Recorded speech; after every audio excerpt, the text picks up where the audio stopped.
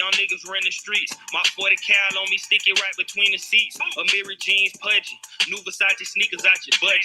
Off-white jacket. Fuck niggas can't touch me. Hustle hard, I got plaques out. Today I wanna bring a couple racks out. Hotline bling beating packs out. A fish on my line. Finally got them spitting stacks out. So what I did, swipe that motherfucker till it maxed out. The boy from the ghetto, I learned to kick the table when I wanna shake the jello. The word on the streets, I got them bags for the LO. No talking in the sheets, I play these hoes like a cello. Hello, I kick more shit and got more flavor. I be ducked off, somewhere exclusive with no neighbors. You can see me in the room where the money getting made. I just paid $50 for a dope boy fade. I stayed down on my hustle, ran the racks up. I finally got my shit clicking. I was down bad, fucked up and scuffed up. All I do is eat chicken. We set the tones in the streets. Real niggas made bones in the streets. You focus on your shit, watch that money go up. It ain't too many of them out here that's fucking with us. Crosstown born like Saddam, but a big human straps in every palm. Need an octopus to get to him. Chopper with the drum off his head. Takashi lips loose. Ghost possess the bomb. I'm alarm how the shit move. I died, came back and bought pressure. Your flow fell off, it lost self. Me back boss, a go-getter. In the transport, gotta eat that cost, I know better. Elemental shit, I just float through the building. Gucci loafed up, got your hate on, kill them. Pickpocket flow, so the hoes gon' fill them. When your blanket moving slow, it's like the panoramic animal. You think you kinda smart, think you floating on the wave. Till you find yourself floating in the ocean with fillets. Package close to custom plug from Kuwait. No need to know the language, I just know I'm getting paid.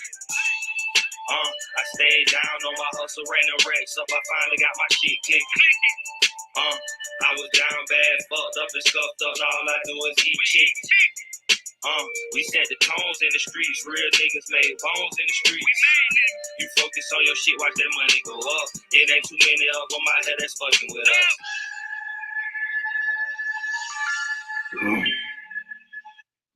Yo, it's your boy Rita Boy. I'm back up in this thing, man. Listen. God damn it, Melly. God damn it, man. And the plot thickens. Woo. So, as y'all all know by now, YNW Melly just got hit with 6 or 7 new charges surrounding the witness tampering charges, allegations. And we're going to go through them on this live.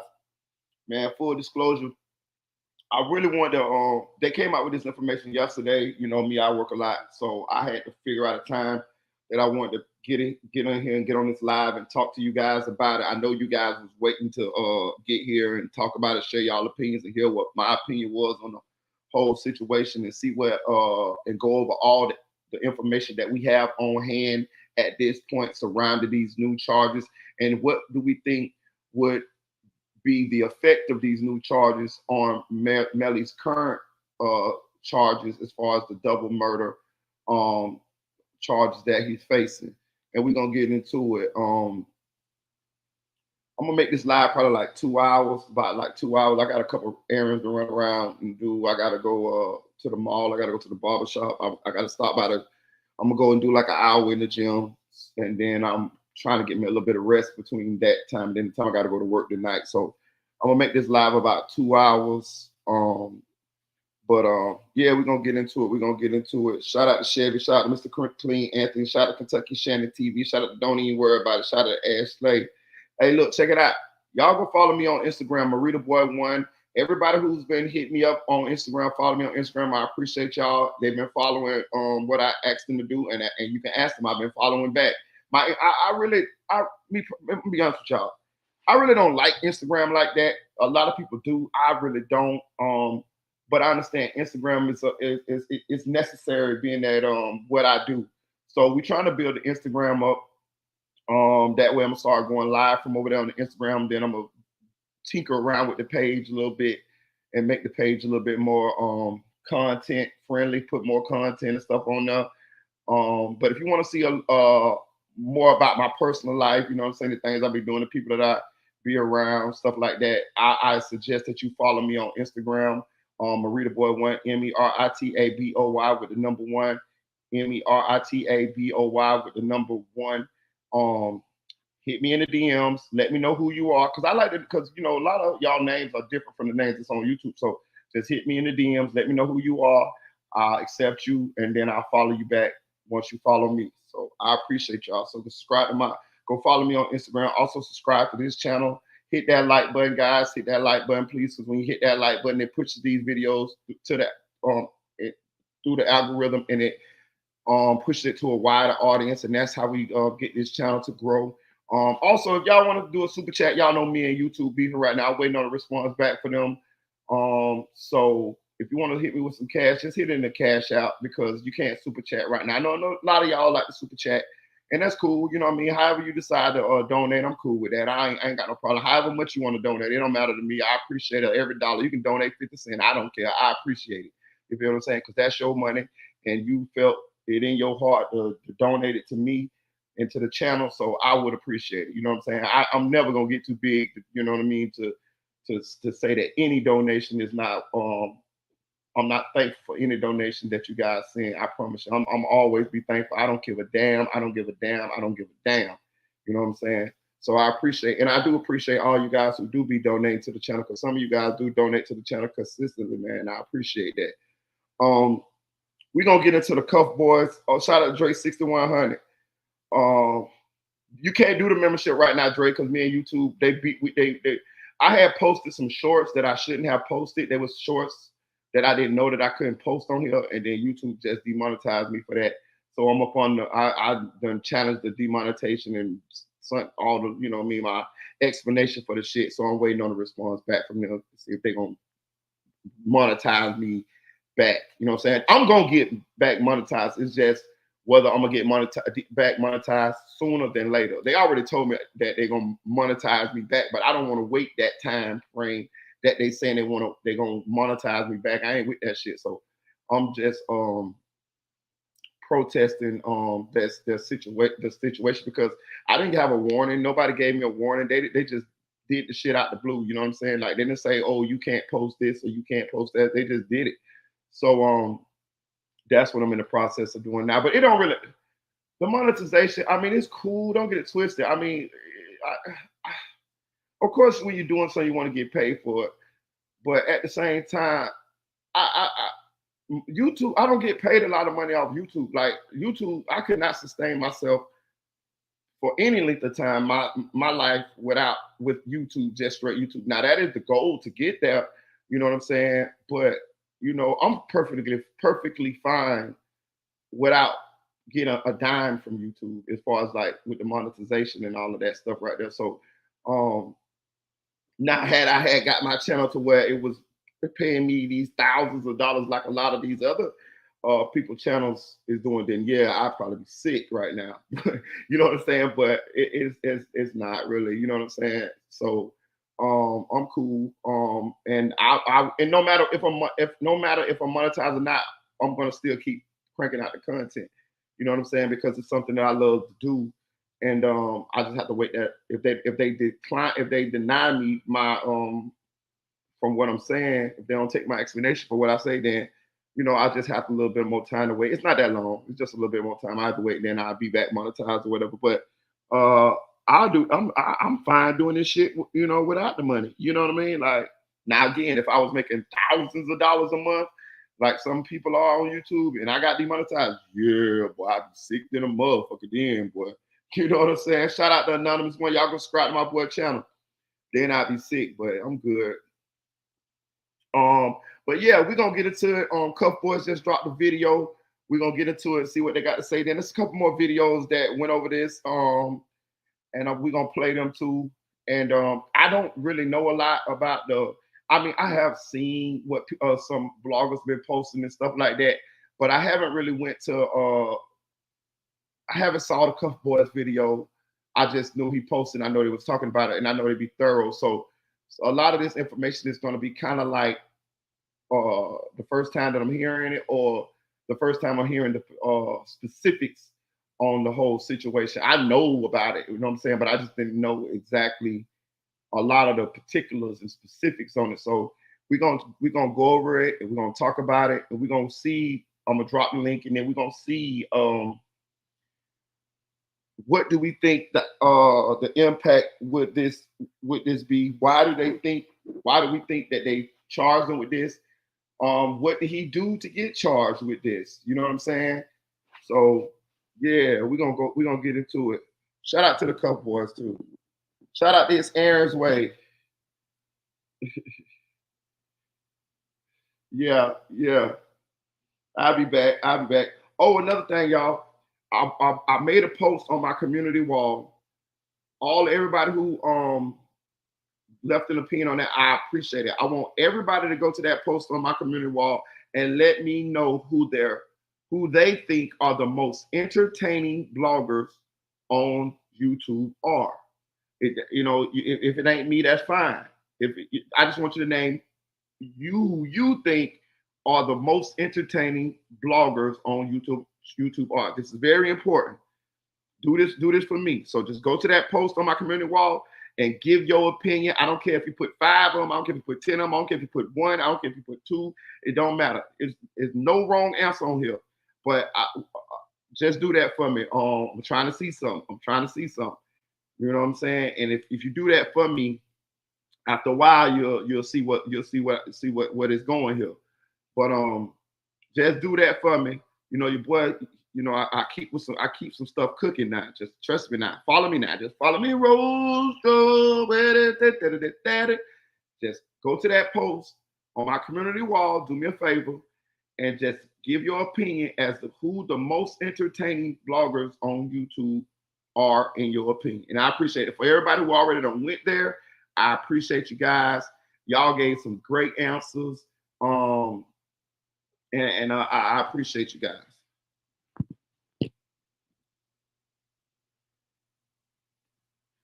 The judge and attorneys asked the potential jurors questions related to the specific case before them to determine their suitability to serve on the jury. Also, new charges pertaining to the witness tampering situation have been added, where apparently Melly was also communicating in furtherance of a gang. Yeah, so this is not a good look. Apparently Melly was doing all this during the first trial window, and it had to do with gang stuff. What innocent person goes through these lengths of starting like a code language with your boys, other inmates, to try to get your ex-girlfriend not to talk? All right, let's get right in this video. Hit subscribe. Here we go. All right, so we got count 1 right here. Tampering with a witness and a capital felony. Harold F. Pryor charges that on 1 or more occasions on or about April 10th, 2023 through and including July 22nd, 2023 in the county and state aforesaid, Jamel Demons, Cortland Henry, and Terrence Mathis did then and there unlawfully and knowingly engage in misleading conduct, pecuniary benefit and or gain with the intent to cause or induce blank to withhold testimony from an official proceeding and or evade a legal process or to appear as a witness in an official proceeding. So this is clearly about Mariah Hamilton, who is Melly's ex-girlfriend, who they were trying to not have her come in. And here's count 2, directing the activities of a criminal gang. So this is deeper. This is them saying that they're doing some gang shit in jail. Here we go. April 10th through July 22nd, 2023, Jamal Demons, Terrence Matthews, and Cortland Henry unlawfully and knowingly initiate, organize, and plan, finance, direct, manage, and supervise criminal gang-related activity to an activity committed with the intent to benefit, promote, or further the interests of a criminal gang or for the purpose of increasing a person's own standing or position within a criminal gang, or an activity in which the participants are identified as criminal gang members or criminal gang associates acting individually or collectively to further any criminal purpose of a criminal gang. And they list the sections right there. So clearly they found evidence of Melly, Terrence, and Cortland talking to each other about Bloods. Because what other gang would it be about? Something in their jail phone calls or writing down or anything like that, they found evidence of gang activity. Pretty fucking stupid of Melly to do something like that if this is true, especially during the trial. Because this is from April to July.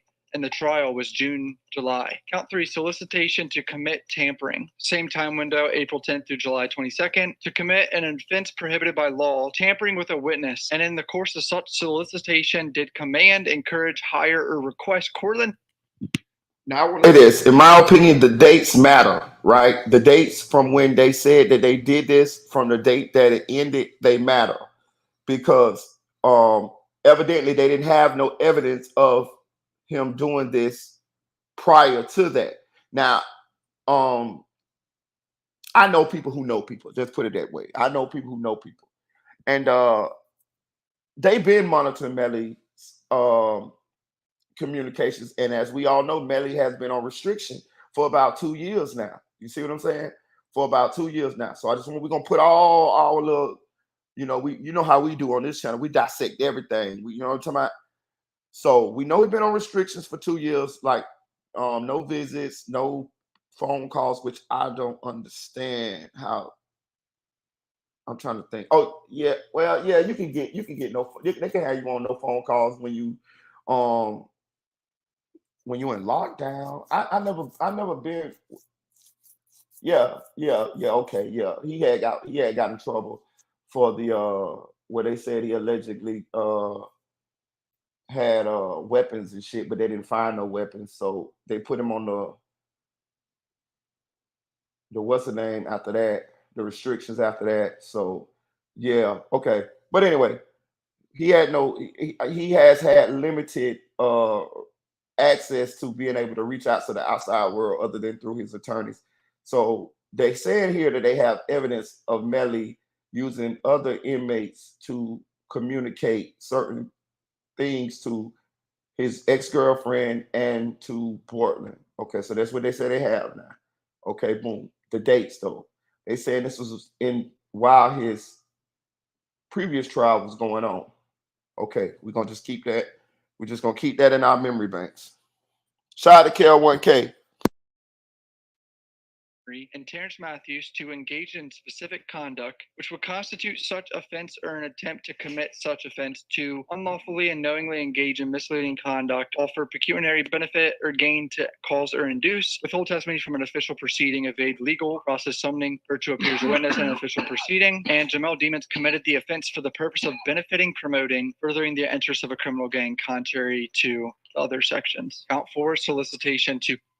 Okay, so they said um the gang charge. He was continuing the furtherance of a gang, which means in some of these communications, okay, maybe in some of these communications they have overheard gang talk, like probably like you know what I'm saying, let whatever they heard, it was letting them know that he was either taking orders or calling shots in the but in the furtherance of a gang. You get what I'm saying? So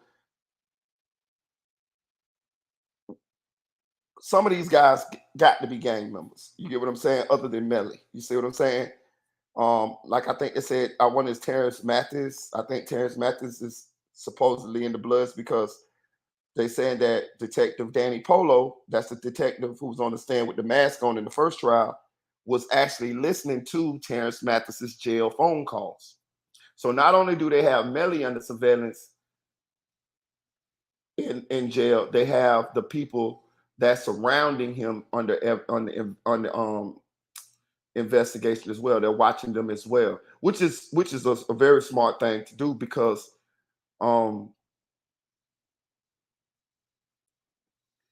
for such this reason, because you could possibly use other people in order to get information out. You can fly kites. If you don't know what a kite is, that's a note between inmates, and you can get other inmates to do things for you, especially if you putting a couple dollars on their books, giving them a couple dollars for it, or trading food for it, or maybe they'll do it just because you Melly and you got a name, and you know what I'm saying, you somebody, you know what I'm saying. All of this is possible. All of these things, I'm pretty sure, were happening. You know what I'm saying? So this is what they say they have, right? Now let's also remember they said they got 22 new witnesses that the state put on the docket, and the Melly's defense has to depose all 22 of these witnesses here shortly. Here they've deposed them. I don't know if they started. I think they might have already started deposing them, but they're supposed to be just deposing them, right? At some point, if they haven't already. I'm not sure about that. 10 of them, 9 or 10 of them, I think it's 10 of them are inmates, right? So I'm just throwing all this out there so we can see what possibly how this all connects. You got these new charges, you got new people who are involved in these new charges, Terrence Mathis, and there's another guy that's involved in these charges as well, and they both are inmates. You also got the guy from the XXX case. I think his name's Boat, right? If I'm not mistaken. I didn't watch the XXX case, so if I'm wrong, y'all correct me in the chat. But they got him involved in this as well, right? If I had to guess, y'all, I could be wrong. If I had to guess, I would think that Melly is getting snitched on by some of them inmates because they are witnesses for the state. Now, Melly got to be the dumbest guy in captivity. Let me tell you something. It's rules to this shit, bro. It's levels to this shit as well, bro. And bro, everybody, I ain't gonna say everybody, because evidently this dumb guy don't know. But it is common knowledge that when you go to jail and you in there for a crime, you don't talk about your case with other inmates. Now, people do. This happens. I have done it. You see what I'm saying? I have done it. But it's a rule that you don't do it.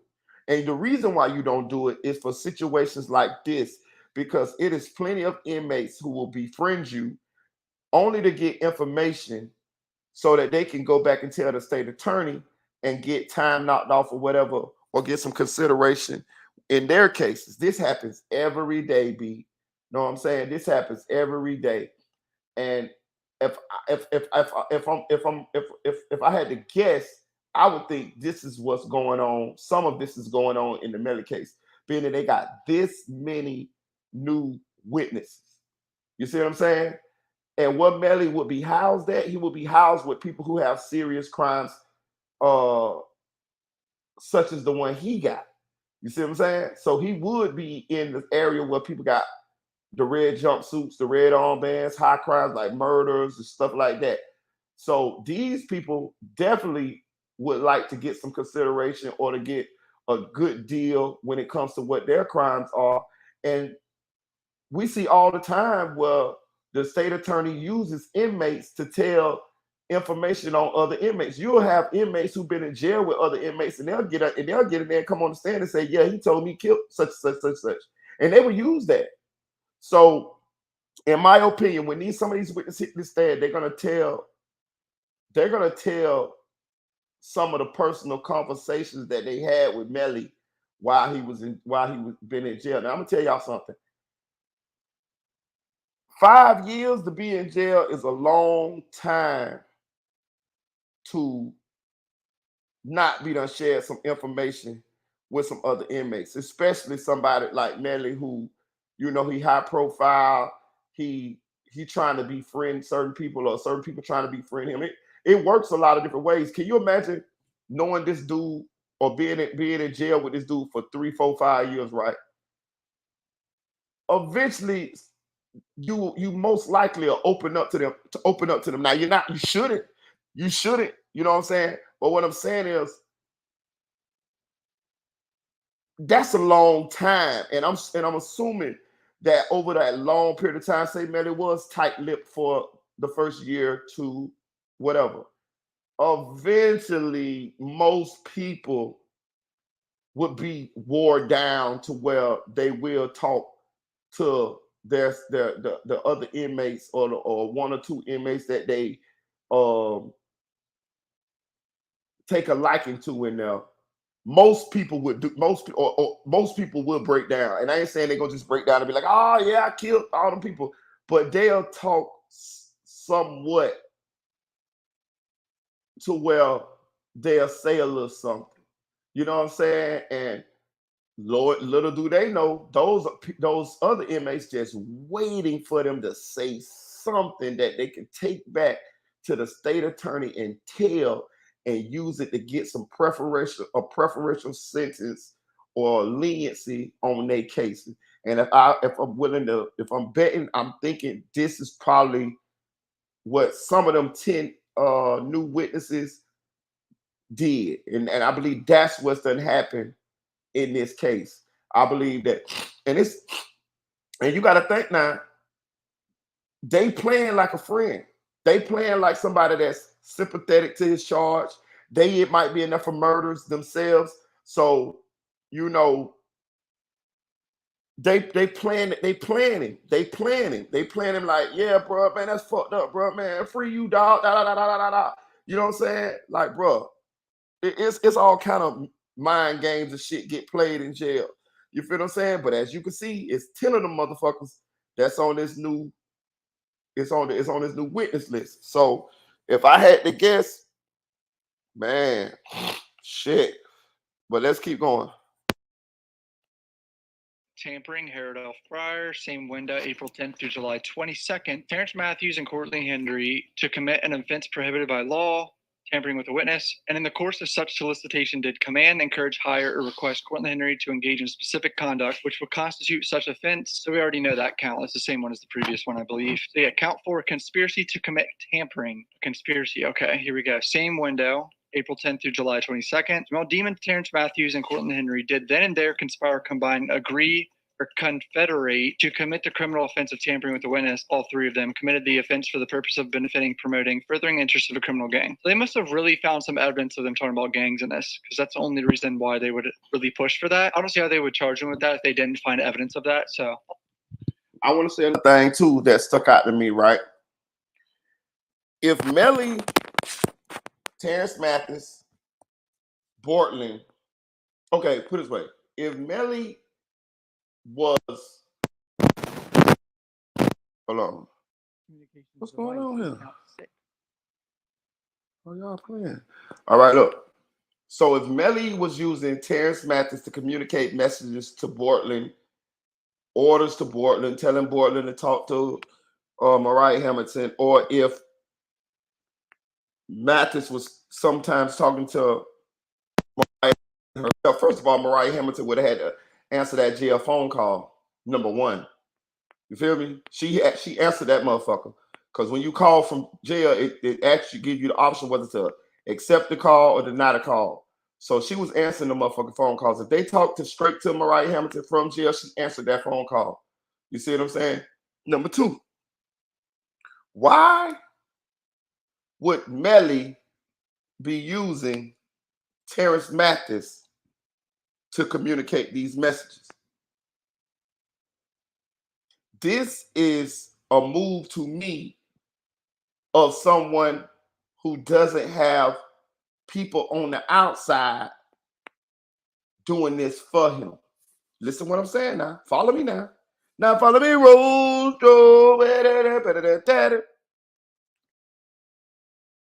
To me, it seems like Track is not doing these things like we once thought he was doing these things.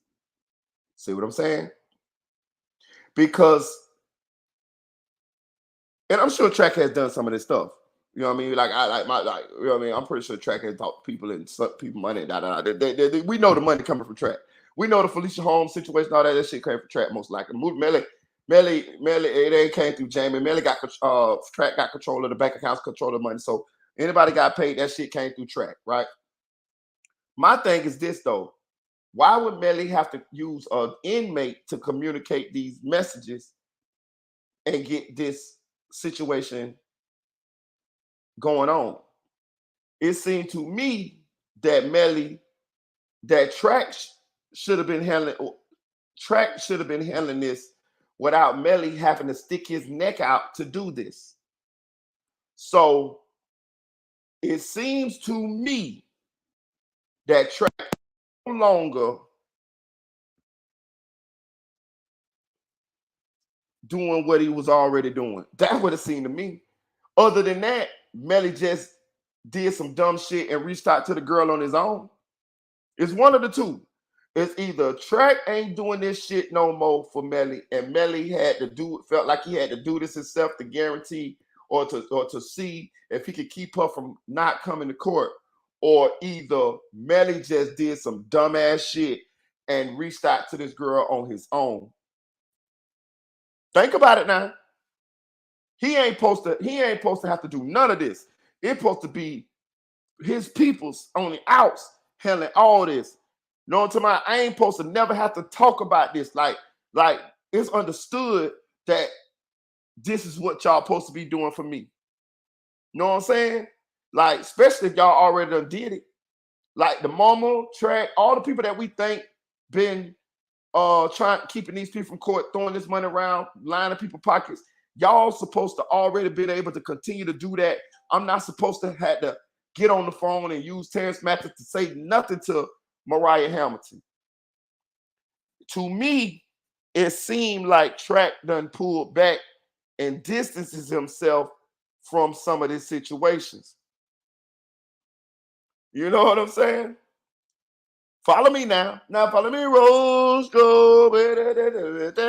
Y'all see what I'm saying? That would it seemed like to me, but we're going to keep going.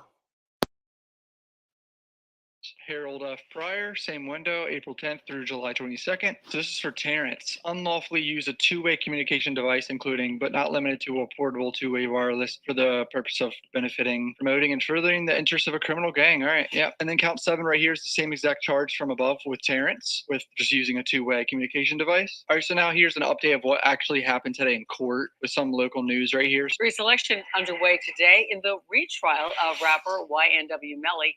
Local 10 Sanella Sabovic is live with what happened in court today. Sanella. Well, Christy, day 1 of jury selection for rapper YNW Melly's double murder retrial wrapped up roughly about an hour ago. And throughout the course of the day, 200 potential jurors were questioned by the judge. Some have already been excused. I wonder how many were excused today. Obviously, anyone even are familiar with Melly in the case or gone. That's probably like one of the first questions. Surrounded by his lawyers, rapper YNW Melly is dressed up and present for the first day of jury selection. As the suit on for the first time since the trial. The first trial ended with a hung jury over the summer. Murder in the first degree with firearm. Melly, whose real name is Jamel Demons, is accused of fatally shooting rappers Christopher Thomas and Anthony Williams inside a Jeep following a recording session back in 2018. Rapper Cortland Henry, who is a co-defendant, was apparently driving the Jeep and allegedly reported it to be a drive-by shooting. Ah, we already know this. Come on, let's get some fucking new information. Should be as neutral as possible. As neutral as possible. Why don't they just show what the judge said? I'm more interested in what the judge said than anything. Jurors have been brought into the courtroom with the judge asking them if they meet the qualifications to be a juror. The jury's job will be to decide what facts the case are. We must not communicate with them. That includes friends and family members about this case. This as new charges have been filed against Melly, Cortland, and inmate Terrence Mathis. On top of a witness tampering charge filed weeks ago, the additional charges include directing the activities of a criminal gang, 2 charges of solicitation to commit tampering, conspiracy to commit tampering, and 2 charges of unlawful use of a two-way communication device. Prosecutors allege these crimes happened essentially during the course of the first trial from April 10th through July 22nd, and that Melly solicited Henry and Mathis to engage in conduct preventing the witness, Melly's ex-girlfriend, from testifying. So jury selection is expected to continue throughout the next several weeks, and opening statements are tentatively scheduled to begin on January 8th. Yeah, terrible news. This fucking trial is scheduled for January now. I think the jury selection is going to last like a month or 2 or whatever, but the break is just going to make it forcefully have to start next year, because why would they start it right around Christmas? You know what I mean? Like, that would be pointless, because that whole 10-day window with New Year's Day too would just be really difficult. Over 2 months from now until this trial starts. It's a bummer, honestly. I wanted to get this over with. I'm going to read a few tweets about what people are saying about these new charges or whatever. So trials didn't start today, not being streamed. Obviously, jury selection is not going to be streamed. Don't expect a lot of court content for the motions. If the motions for, you know, all the 30 motions that need to happen, that's probably going to be streamed, but the jury selection won't be streamed. He's getting off these charges. Look at this prosecutor. They should have got a dude. See, this is a person right here. I don't mean to put this guy on blast, but like, you're just unemployed. There's more than one prosecutor that's a dude who has 30 years of experience. Like, what is this guy fucking waffling about it? What does this all mean in average human English? It means that it's a bad look for Melly that he's getting charged with witness tampering, and there's a lot of proof of it in furtherance of a gang too, apparently. I mean, if I got arrested for a murder that I didn't do, first of all, I wouldn't do something this dumb, like talking to a witness or anything like that. But I would like testify. I would go up on the stand and be like, yo, let's go. Ask me any question. I didn't do this shit. Like, I'd start cussing. I'd be like, I did not murder no one, dude. I was here, there, and there. I was jerking off. Like, I was doing something. I was making a YouTube video. The state gonna get Melly one way or the other. Yeah, apparently too, a lot of these charges, if he's convicted of these witness tampering charges, some of those even have like life sentences on them. Like, holy shit, this is just not good for Melly. For someone who just got this case 48 hours ago and didn't know nothing about it, the first thing you do is file this. Oh, okay. Obviously, that was an excuse just to extend time, you know, the state, and give them more time to prepare, because they did just get the case, but they probably know a good amount about the case. That was a lie. They just want to be more prepared. They're probably at like 80% right now, 70% do good, but they probably want to get up to like 95%, 98%, you know what I'm saying? Why not keep the incompetent prosecutor? Why bring in someone who's been watching from the side, waiting to correct all her mistakes? Low-key a good point, but it wasn't about that. It was just about that this prosecutor hid information from the defense, and they found a little wiggle room result. I doubt Melly's team even thought that far ahead about, if she gets replaced with someone, she could get replaced with someone even better than her. Like, they didn't care about that. No, this is what everybody wanted, and they got the big dogs. Melly wanted Christine Bradley gone. Now look, you're gonna get life either way. She is not gonna play with Melly. This girl makes OnlyFans content or something. The real creamy Candace.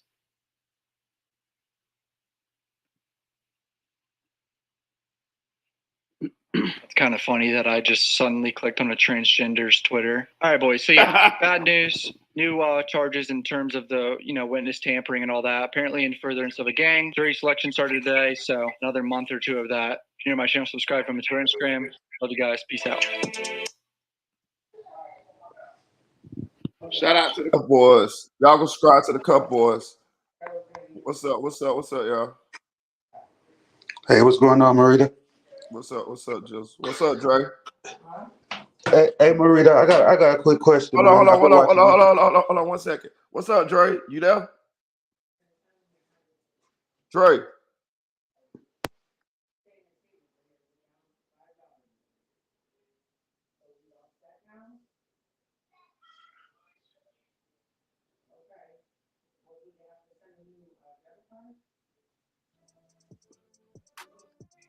Damn.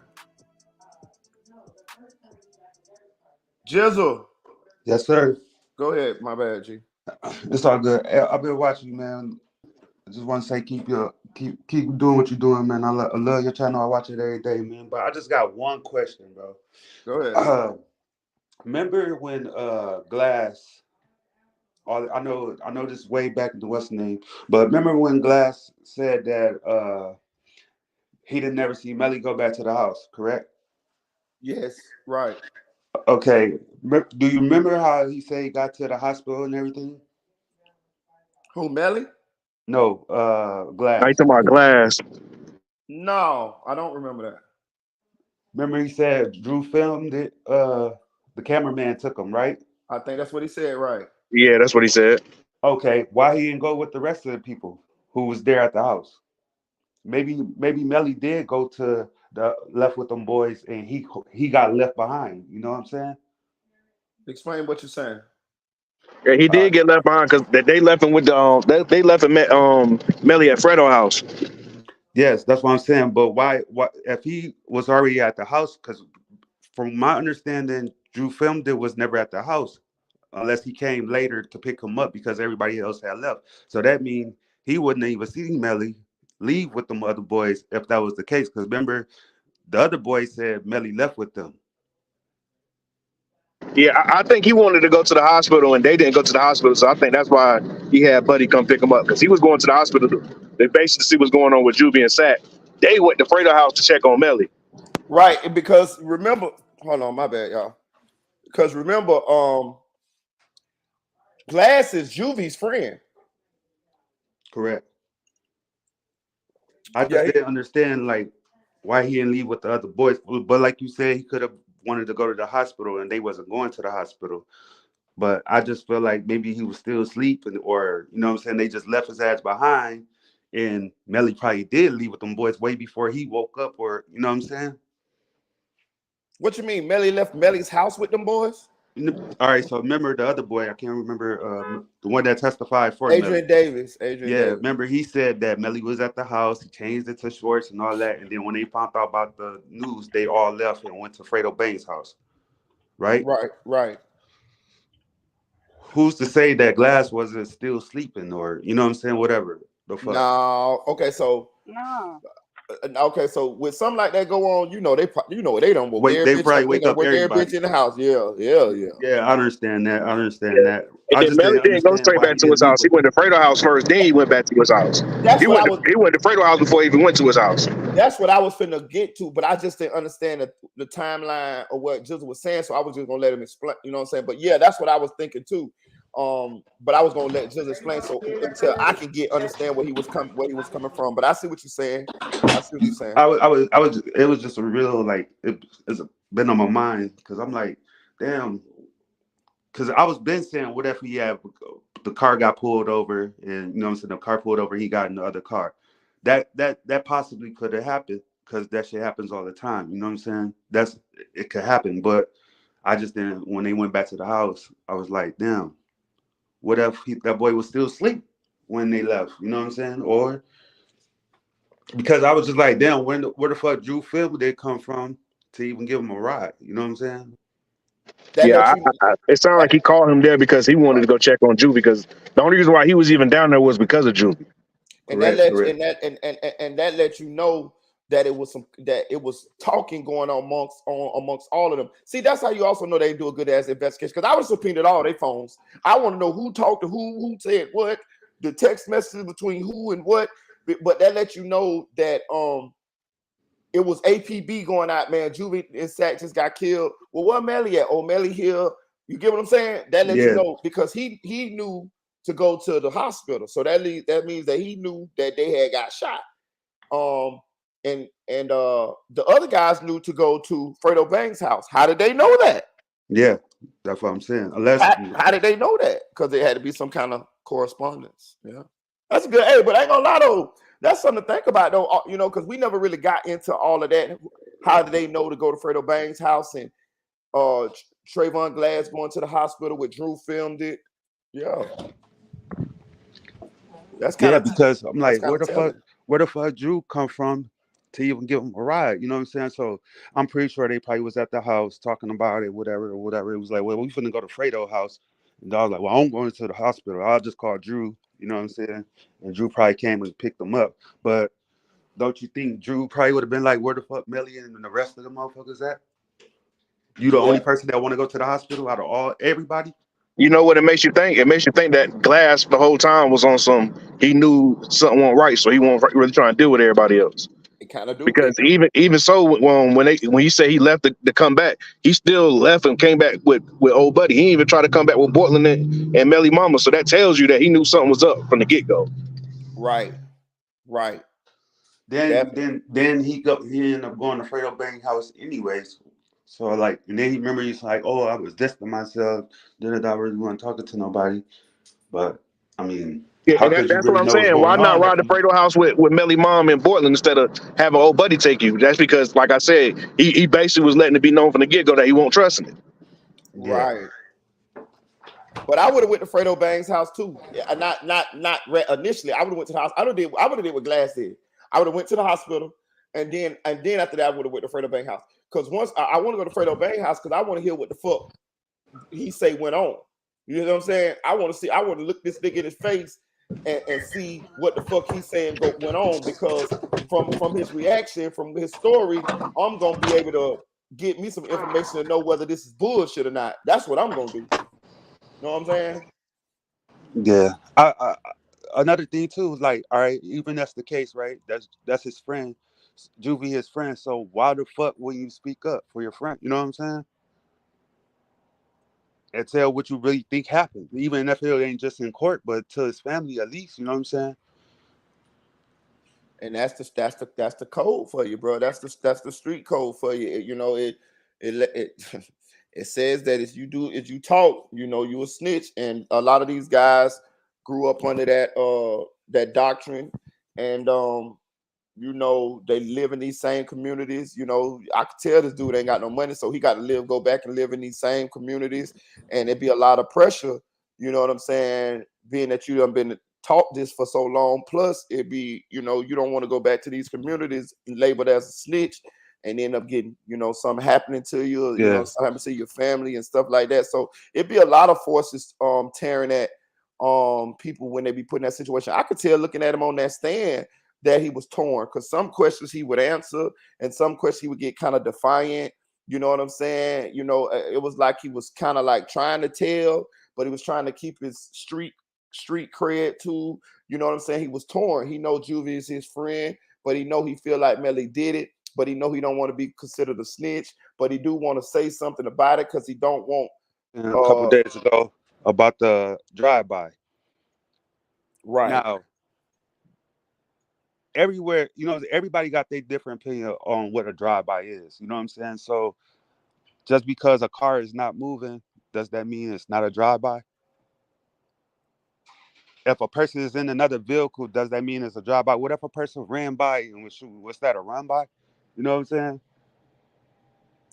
Say that one more time. I bet I was reading the chat. I said, I know everybody have their own opinion on what a drive-by is. Uh-huh. So if a person is in another vehicle and it's not moving, they go to shoot and they pull off. Is that considered a drive-by? If a person run across while they're shooting, is that considered a run-by? You know what I'm saying? Walk by. Shit. You know what I'm saying? So like, and you gotta think about it. I'm pretty sure everybody that be on your platform is have some type of street mentality. You know what I'm saying? I don't. I listen. I don't hear too many people that's not. But I mean, to these people, they can say a drive-by is anything to them. You know what I'm saying? Uh-huh. So they just really going off of what Bortland said. It was a drive-by. Doesn't mean that So they it could have wasn't been a sitting run by. it could have been something. But I was just saying, you know what I'm saying? Everybody had their own opinion about what a drive-by is. But and to these people, the court system and all that, when they hear about a drive-by, they automatically think that the car has to be moving. You know what I'm saying? Yeah, because they driving. Like, yeah, Yes. drive by. Or they say active shooter on foot. Yeah, so it's like, you know what I'm saying? Like, then to be honest with me, I feel like sometimes I look at it and I think, I'm like, damn, what if the gang did have something to do with it? Because they was on Melly ass for a minute, like, you know what I'm saying? And he just don't want to tell on them. He knows who did it, but he just not finna say shit. And Portland was just dumb enough to take the bodies to the, you know what I'm saying? Well, he's not dumb enough. I mean, I'm pretty sure that's probably what he want to do, because I probably wouldn't have did that shit. You know what I'm saying? Like, if I knew what happened too. But to try to save my friends, if that's what really happened, and they was really just trying to save, because like y'all was saying the other day about the forensics, how the chairs was sitting straight up. Nah, that They was was that lady that said that. yeah, but they was tampering with that shit. You know what I'm saying? They had to be, because nobody sit up in the car like that, especially not no fucking big ass sack chaser. He not fucking sitting up straight like that. So that shit's fake as fuck. Yeah, They no, made that up. I That can't that agree. is a good question. I wanted, like, if you change the seat trajectory, like, would that change anything in the car? Yes, it will. I'm pretty sure it will, because that seat, you know, that seat, sack chaser is putting that seat back, especially if he was supposed to be tired sleeping. He's not going to be sleeping straight up. They See, stated that they did move the seat. They stated that they did have to move the seat to check up under and all that stuff. So it wasn't the exact same way they were sitting. I mean, let's just use a little bit of common sense. Yeah, and I just want to clarify what because I heard what he said, that or maybe the gang has something to do with it. But we have the DMs between the mama, the girlfriend mama, and Bortland, and the girlfriend mama saying that Melly basically told her daughter that he did it.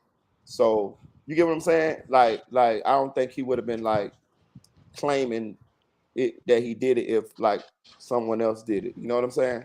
yeah, I understand that too. And then And the way it looked I too. think that if he didn't do it, and like it was like a situation where some other people did it, I think he would get on the stand and he would say that. I think he would say that a car pulled up, it was some guys all black masks on, they and it would have been evidence of other vehicle. There would have been tire tracks, it would have been, you know what I mean, like it would have been like a lot of other stuff. You get what I'm saying? Yeah, from them lying about it from the jump and send them to a whole different location. Then on top of that, the shell casing don't even match up for it to be a drive-by. So that story doesn't, it's not going to add up no matter what you do.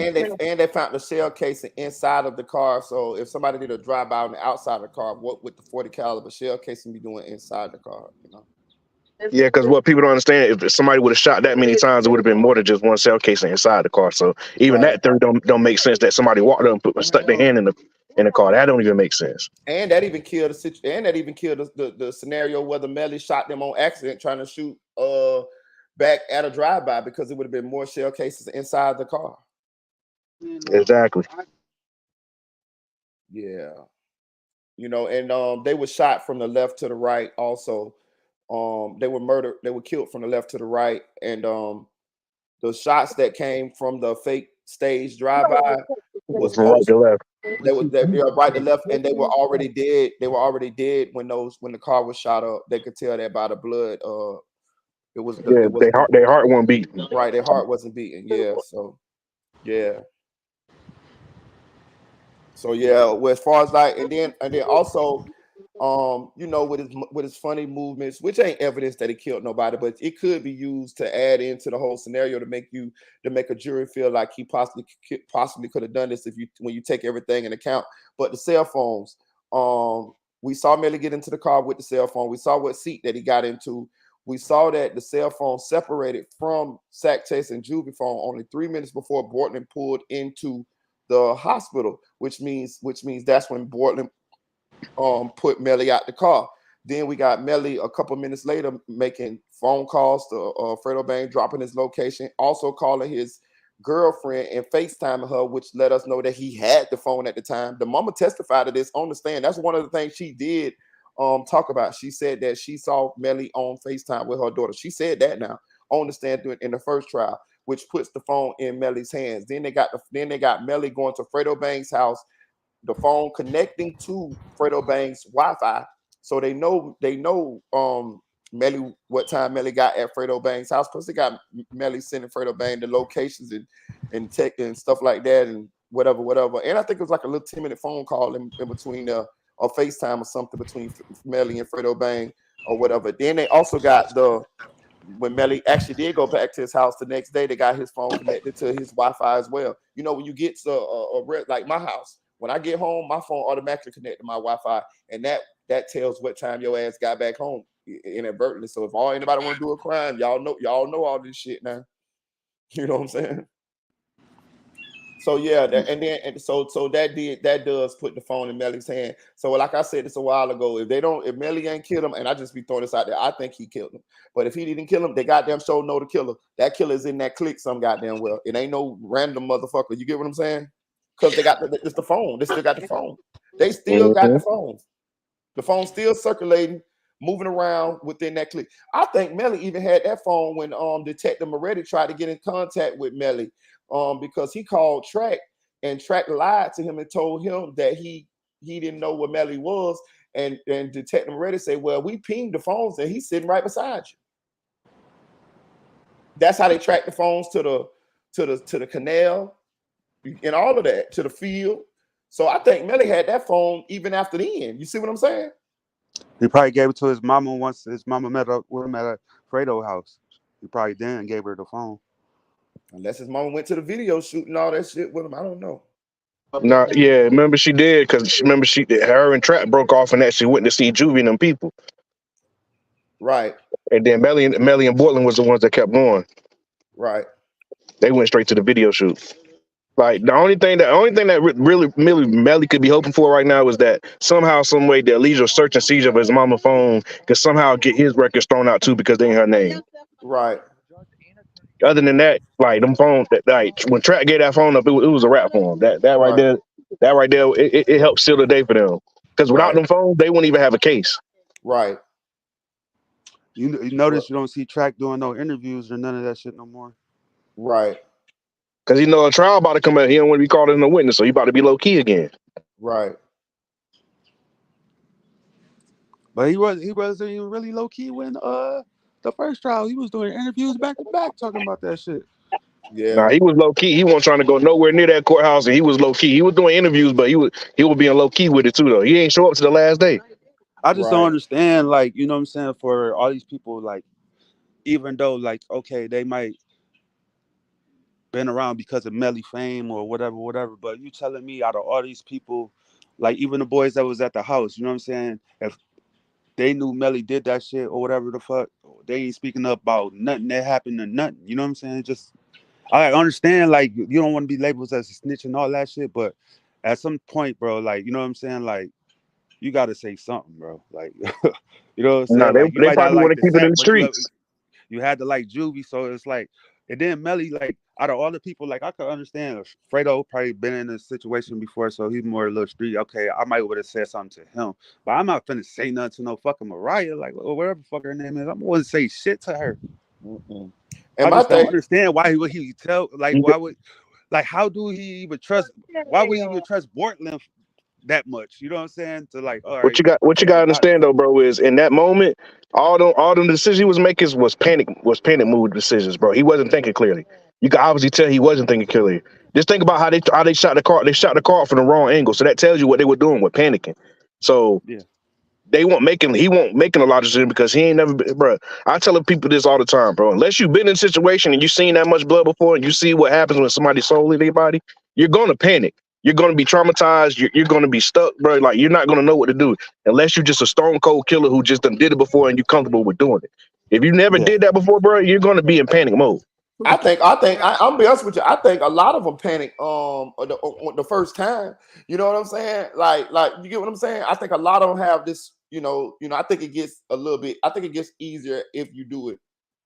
Again. But I think that first time, I think a lot of them have them same feelings and emotions rushing through them, panicky, not knowing what's going to. You know what I'm saying? You get what I'm saying? I Yeah, for feel like sure. sometimes it depends too if you up on a person or if you was like premeditated to do this shit. If you going to go kill a motherfucker, you gotta know that it's gonna be some type of weird shit. But if it's like on an some accident type shit, I could see a person really panicking, like, oh my god, like what the fuck? I didn't mean to do that. But Did if you going to you go watch do the this shit, first trial? who me? Uh-huh. Yes, I watched the whole Okay. thing. Okay. I mean, don't get. I'm saying. I don't want to ever have to like do that type of shit. But I'm saying Hell no. in certain situations, I fuck a bitch up now. Don't get. Right. Ooh, Yeah, shit. Who? Hey, For but real. that's what I'm saying. but If after you you was do it though, you already, still gonna be in the daze. You're still gonna be in that. That You what I'm might not saying. panic as bad, but you're still gonna be in a moment where you're like, oh, like That what what I'm is going saying. on? Hell Yeah, yeah. it's that Hell moment of yeah. shock. Like, yeah, Hell yeah. so everybody don't handle that moment of shock the same way. Some people panic. Some people can keep themselves cool headed and can think and do. But most people gonna panic in that situation, bro. If you've never been in it before, whether you turn into a stone cold killer afterwards or whatever, bro. Afterwards, Your first right? time doing it. That's what I was saying. That's the point I was trying Mm-hmm. to make. Yeah, you know what I mean. Everybody, in my opinion, I look at it like everybody potential killers. It just depends on the situation. You know what I mean? Somebody fuck with your daughter, somebody fuck with your mama, somebody fuck with you, somebody fuck with your kid. That's how I look at life. I look at it like that. Everybody will fuck somebody up if you put them in. If they get, it's the right situation. You know what I'm saying? let me ask y'all this: if just say Melly never made that phone call to Mariah, right? Or he never called Fredo, they wouldn't be able to tie him to it at all until they went to go look at that video camera, and they still probably would have charged him because they seen him get in the back Nah, seat. they still would have been at the time because his phone is still there. What he messed up was he didn't turn that. What he should have did was turn the phone off. Location. He should have went. Turn his location off. And even if you turn your location, they still can track your location. People don't know that, but he should have turned the phone either all the way off or he should have went ahead and broke it as soon as he did what he did. He should have went ahead and He should broke that Yeah, broke bitch the same down phone and on. threw it and threw it and threw it and threw it and threw it. Yeah, and threw it. Yeah, exactly. Beforehand, he should have broken it and threw it and put it in the swamp wherever you know what I'm saying, or whatever. Threw it off the side of the highway or something. But Go out the highway. Yeah. mm-hmm. You know what I'm saying? He could have said, when I got out to pee, I lost my phone and left that bitch right there. Bro, that's Exactly. crazy too. You doing all this killing. You won't be watching movies. They do that shit in the movies. Soon as they do some shit, throw the phone away or crack that bitch off. They was doing that shit on fucking Power Really, all day I long. mean, if you're gonna be in that situation where you know you're gonna do something like that, you don't want to have no type of technology on you. Period. Anyway. None. I just seen a case yesterday on shout out to the family. He posted a video and the dudes, they had their phones on them. Like this should be common knowledge now not to have a phone with you, right? Like this is like, Yeah, that's what I'm saying. it's crazy though. Or if, at the very least, at least don't have your location sharing on. Leave the Why y'all whole think he? phone at the house. Leave the whole phone, man. Leave the whole phone. Go 0 dark 30, like LeBron be saying, man. Don't bitch, how you get back home? You got to get back home like Rambo, bitch. You got to know somebody be in the bushes all the way back to the house. Know somebody, you know what I'm saying? Like But you my don't whole be. thing, but my whole thing with Melly is, bro, when you got that as much money he got, bro, like, bro, you supposed to have some backup phones that don't nobody know about. Like, Right. you supposed to be able to, like, hey, leave me here and I'll troop it, bro. You know what I'm saying? Like, Like, it's supposed to be some stuff you could do, bro. It's still weird. It's still weird as hell though, because I can't remember who it was, but somebody said I was watching something. I can't remember what I was watching. And they said that they believe that something happened in that car that caused him to do that. It was one YouTube channel. I can't remember what it was, but we know that Sack Chaser was asleep. The mama said that. The coroner said that. So it's kind of weird. It's kind of weird that if you plan to do this, you didn't think it through clear enough. Because I'm just saying, me personally, I'm just saying I'm not condoning that shit. Understand? I want to say that full disclaimer. But if it's me and I'm him, I'm paying some of them Zoes down there to handle this for me. My hands totally off of this. I'm gonna be playing the friend that didn't know nothing. I'm gonna have me an alibi because I wasn't there. You know what I'm saying? And that would have flew much more better than him doing this himself and trying to cover it up. Yeah, time and place is everything. I don't think he planned it though. I think it was a spare of the moment. I think something happened. I've been thinking that it had to be something happened in the car for how sloppy they did it and how panicked they was. That's why I don't think it was premeditated. That's why I think I told you from the get go. I thought they was gonna have a problem with premeditation because like they didn't plan any of this, bro. Like all the moves they did afterwards was to try to cover it up, but it wasn't planned. Even if you say, oh, how did they know about the street? Like the street that he went down, it could have been something where he went ahead and did what he did, and the first turn off they seen, they took it. Right. You know what I'm saying? Like that doesn't mean that it was premeditated. You know what I'm saying? And I feel like that's what they need to damn focus on in this time, bro. Like they need to figure out a motive and they need to figure out a way to bring in premeditation. Because even though they wasn't the victim, it was going to be a manslaughter. So that tells you that even the first jury didn't believe that they had premeditation. So those are two key elements they need to work on. Because most people on the jury want to know why and want to know when they planned it. You can't like when they messed up is they was at the studio and they abruptly left. Then this happens. Well, where's the premeditation? Because in order for it to be planned, they would have been thinking that they was gonna be at the studio the whole time. They didn't know they was gonna leave the studio early. So where was the planning at? Bring that planning element into it. Okay, it was that water. When he threw that water on his ass, like bitch ass nigga, he probably was sitting in that car cold as fuck. Like, oh hell no. Nah. Like, but I don't understand how the nigga go to sleep that quick, knowing you just threw water on these niggas. Like, you know they probably mad. Like, they had drugs in their system. Juvie Daddy said that they had Xannies and all in their system. Xannies put you to sleep. But I want to hit you. I want to push back a little bit on Dre with the planning. I still can't get past how I feel like it was planned. And I don't know. This is me talking. How I feel like it was planned. It's just some things that stick out to me. Number one, I always said, how did Portland know to drive to that secluded spot? Number two, why did Portland not jump out that goddamn car when them shots was going off? Because if I don't know they finna get shot, nigga, I'm thinking you shooting all of us in this motherfucker. So I'm finna jump up out this bitch and go to run it, nigga, because especially in the car when you shoot, you done shot Sack, you done shot Juvie. My mind, I'm next. So I'm getting the somebody got to mute up. Who that is? That's my home. All right. So in my mind, I'm going to be next, or I'm already shot with the pop going off in the car. So that leads me towards to believing that it was premeditated. I could be wrong, but it just seems like that. This case is weird. Oh no, you're not wrong, bro. But all I'm saying is, if that's the case, then why not try to get Portland phone records? They never try to get Portland phone records. It seemed like, bro. It seemed like they was like, oh, you got a prepaid phone. Oh yeah, it's the end of it. That's cool. It's like it's so much evidence that they could have got. Because I want to know when him and Melly planned it. Is it text messages of him and Melly planning it? Like that's something that if you would have shown the jury would have helped with your premeditation. That's all I'm saying. So like that's all I'm saying. Like bring forth the evidence to support your premeditation is all I'm saying. Because if you don't do that, it's gonna be hard to convict them. It's gonna be hard to give them the death penalty or murder one. That's all I'm saying. I'm not saying it couldn't have been planned because I mean it could have been and they could just did it sloppily. But all I'm saying is why don't you guys try? Like they didn't even try to bring up Juvie's phone records. They didn't try to bring up Portland phone records. Like come on, bro. Those are two key guys that's a part of this whole situation. You didn't try to get their phone records. Like what like we still don't know what beef him and Juvie could have had.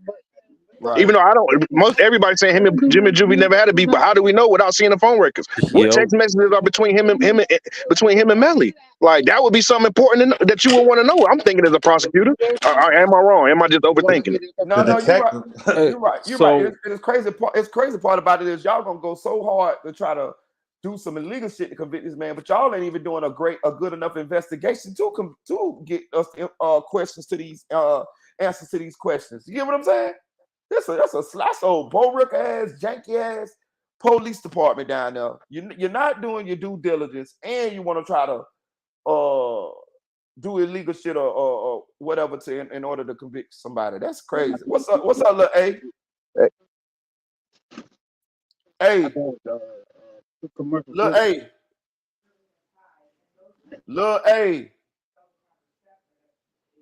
Go ahead. Hey, Marita, and just another thing, I seen somebody say in a comment, we don't know who phone that was broken up, that they never checked the SIM cards for it. That could have been Bortland's phone, because they said they found 3 phones in the car. They said So, that it's Bortland's phone. yeah, I know, but do you remember when they took the SIM card out of the phone and said, did y'all try to download anything from the SIM card? They said no. So my point is they never tried to do anything with the phone. Why not download the information on that SIM card? Right. Hey, somebody got some talking in the background. Who that is? I can't figure out who it is. yo, Yeah, who that is? I can't figure that out. Who that is? I don't think it's me. Yeah, because I don't try to mute you up and it still keep going. Y'all hear it too? it stopped now. No, it ain't. I hear That might be my background. My bad. Okay. All right. Hey, look, hey, you there? Yeah, I'm here. Go ahead, gang. What's up? No, him with the guy with the premeditation. You gotta know how to work, man. You can have a gun at somebody's head, and that's premeditated already. Like as soon as you fire that bullet, that's premeditation. Yeah, it only takes seconds. It don't require planning. Yeah, it only takes Yeah. seconds. Yeah. Few seconds. And Right. That's it. That's it on that. Right. But Don't why? require planning for that. Hey, y'all But hit no, that I like understand button. that part, but I'm talking about when you're trying to prove it. When you're trying to prove your premeditation, you need something that is going to be believable for it being premeditation. They gonna go by they have to go by the law, and that's the law. Explain, little A. The jury have to go by the law. So all she have to say is him shooting them is premeditated. I want to say one more. I want to say another thing too. Shout out to Anonymous One because he pointed this out. That tampering with a witness in a capital Yes. trial carries life. Yes, sir. Yep. That bitch carry life, y'all. So now we know that's their blackup plan. Right. And I'm happy for it, dumbass. You say you happy, little A? Yes, sir. One way or another, they're gonna get them. Right. Yeah, but also, I'm curious to know, like, is it by sentencing guidelines, or is it just you can convict it and the judge just can give it to you? Because I know, like, if Melly ain't got no crazy record, like, I don't know if they'll be able to give him life off the rip or something like that. Because I'm pretty sure that, like, how they do up in the state of North Carolina, they got a sentencing guidelines. It goes by how many points you got. Right. Well, no, the judge can only go by the what is required for minimum of that crime. So let's say you kill someone, you get 10 years to life. The lowest he can go is 10 years. The highest he can go is life. So it got a minimum mandatory. I got what you're saying. Yeah, but I'm saying, but normally that minimum, besides like Class A felonies, that minimum of mandatory goes by a sentencing guideline. It goes by how many points you got. Like if you were only been convicted of a misdemeanor, you're not gonna get the same amount of time as somebody who's been convicted of 3 felonies. You get what I'm saying? Because your point system is gonna be different. Well, so I'm wondering, do they got to go by a point system, or can they just give you the max? You got to think it's Florida though. So Florida, ain't no point system. I don't think so. Hold on. No, it got to be a point system, bro. It got to be a point system. That's how it is. The same crime. Say it again, A. I think if you continue to do the same crime, the points go up. Every time you get convicted of a crime, whether it's a misdemeanor or a felony, your points go up on your record. That's Yeah. everywhere in the That's what United you said. States. Yeah. Yeah, that's everywhere in the Yeah. United States. So like your Yeah. point. So that's what I'm saying. They go by a point system. They have to it's called a sentencing guideline. Like they have to go by sentencing guidelines unless you take it to trial. That's the only time they can automatically give you the max. But You if you talking take about a plea if you or talking about if he plead no contents, no no, even if he plead no guilty, jury. let's say he plead guilty. If he only got a certain amount of points, they only can sentence him so much because of the sentencing guidelines. Because it goes by points. The only way they can really get you if you take it to trial and then you lose trial, then they can go ahead and give you the max. But they just can't give you the max because they want to give you the max. They got to go by your sentencing guidelines. You talking about for murder or for just a crime?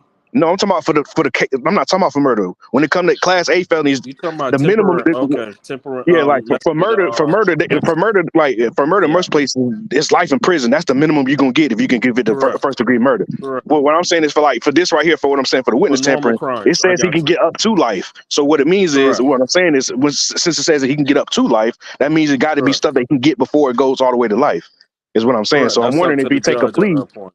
Yeah. Yeah. If he's what I'm saying is if he go to trial, then they can give him the max. But if he takes a plea on the case, I'm wondering how many years they'll be able to get him because of the sentencing guidelines. Hey, I'm gonna say this too, y'all. Y'all know Melly really ain't got no record, right? I was just about to say that. The gun charge that he caught, because the gun charge he caught was a juvenile case, or the shooting and shit, you know. And how I know that is because remember, I know some of the juvenile officers who was in the facility with him. I had one of them come on this panel. Actually, he's my baby mama ex-boyfriend, and he came on the panel and talked about it. Plus, I had a conversation with another guy who was actually in the program as an officer longer than my baby mama ex-boyfriend, and he is an actual police officer now.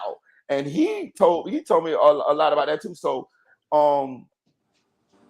yeah, your boy got a little bit of connections here. I told y'all. Yeah, but the thing is, he's messing with a murder case. He's tampering evidence with a murder case, and that's a big no. Like if you stole a bag of chips, that's different. You know what I'm saying? But you messing with a murder case, man. Right. This is a lot of money the state is paying. Yeah. They don't like to pay money like that. So I get it. I do. I agree. I agree. I don't think it's gonna be light. I don't think it's gonna be light either. But I get where it's coming from. This charge came, I'm pretty sure, probably came around when them goddamn mafia bosses and all of them type of motherfuckers was doing this type of shit to witnesses and shit. So it's like, okay, we're gonna deter you from even pulling this shit because, bitch, we're gonna give you life. So I do believe it's gonna be stiff. But I was just throwing out there, you know what I'm saying, that Melly does the juvenile charges would not count as points towards his adult record. Now, if they would have adjudicated him as an adult, then that gun charge, that shooting by the school would have been on his adult record. Oh, his adult record, exactly. Right, but then it's not. So I don't know what charges he got. Maybe some weed charges. Yeah, I think like a little weed charge. Yeah, as an adult, right? You know what I'm saying? But what I'm saying is, like, I'm just thinking like this: what if they blow? Yeah, what if they blow them? What if they blow the murder case, right? And then they just want to get a conviction just to get him some time. You don't think his lawyers is paid enough where they can work him a good deal where you can get 10, 15 years or something like that? Talking about for this case here or the other cases? No, I'm talking about for the witness tampering and all that right there. What if he beat the murder trial? You don't think that the state is still be like, look, we'll at least try to get him for 10, 15 years on these other charges just to say we got a conviction on. Yeah, that's what's gonna happen. That's what these other charges for. Give him 10 years. He had 5 years credit. You get out like 5 years. Yeah, because we still don't know where we still don't know if these witness tampering charges even charged from a part of the investigation where he illegally got his the phone from his mama. Because because if the charges stem from that still could be affected by him doing that illegal stuff. Right. Hey, y'all hit that like button, y'all. Hit that like button. Do me a favor, y'all. Stop what you're doing. Hit that like button. We almost got 70 people in here, man. Hit that like button for your boy, man. Please hit that like button, y'all. Go ahead, y'all. Yeah. And so it's just a lot of stuff in this case that still hasn't came out yet that we need to know the answers to.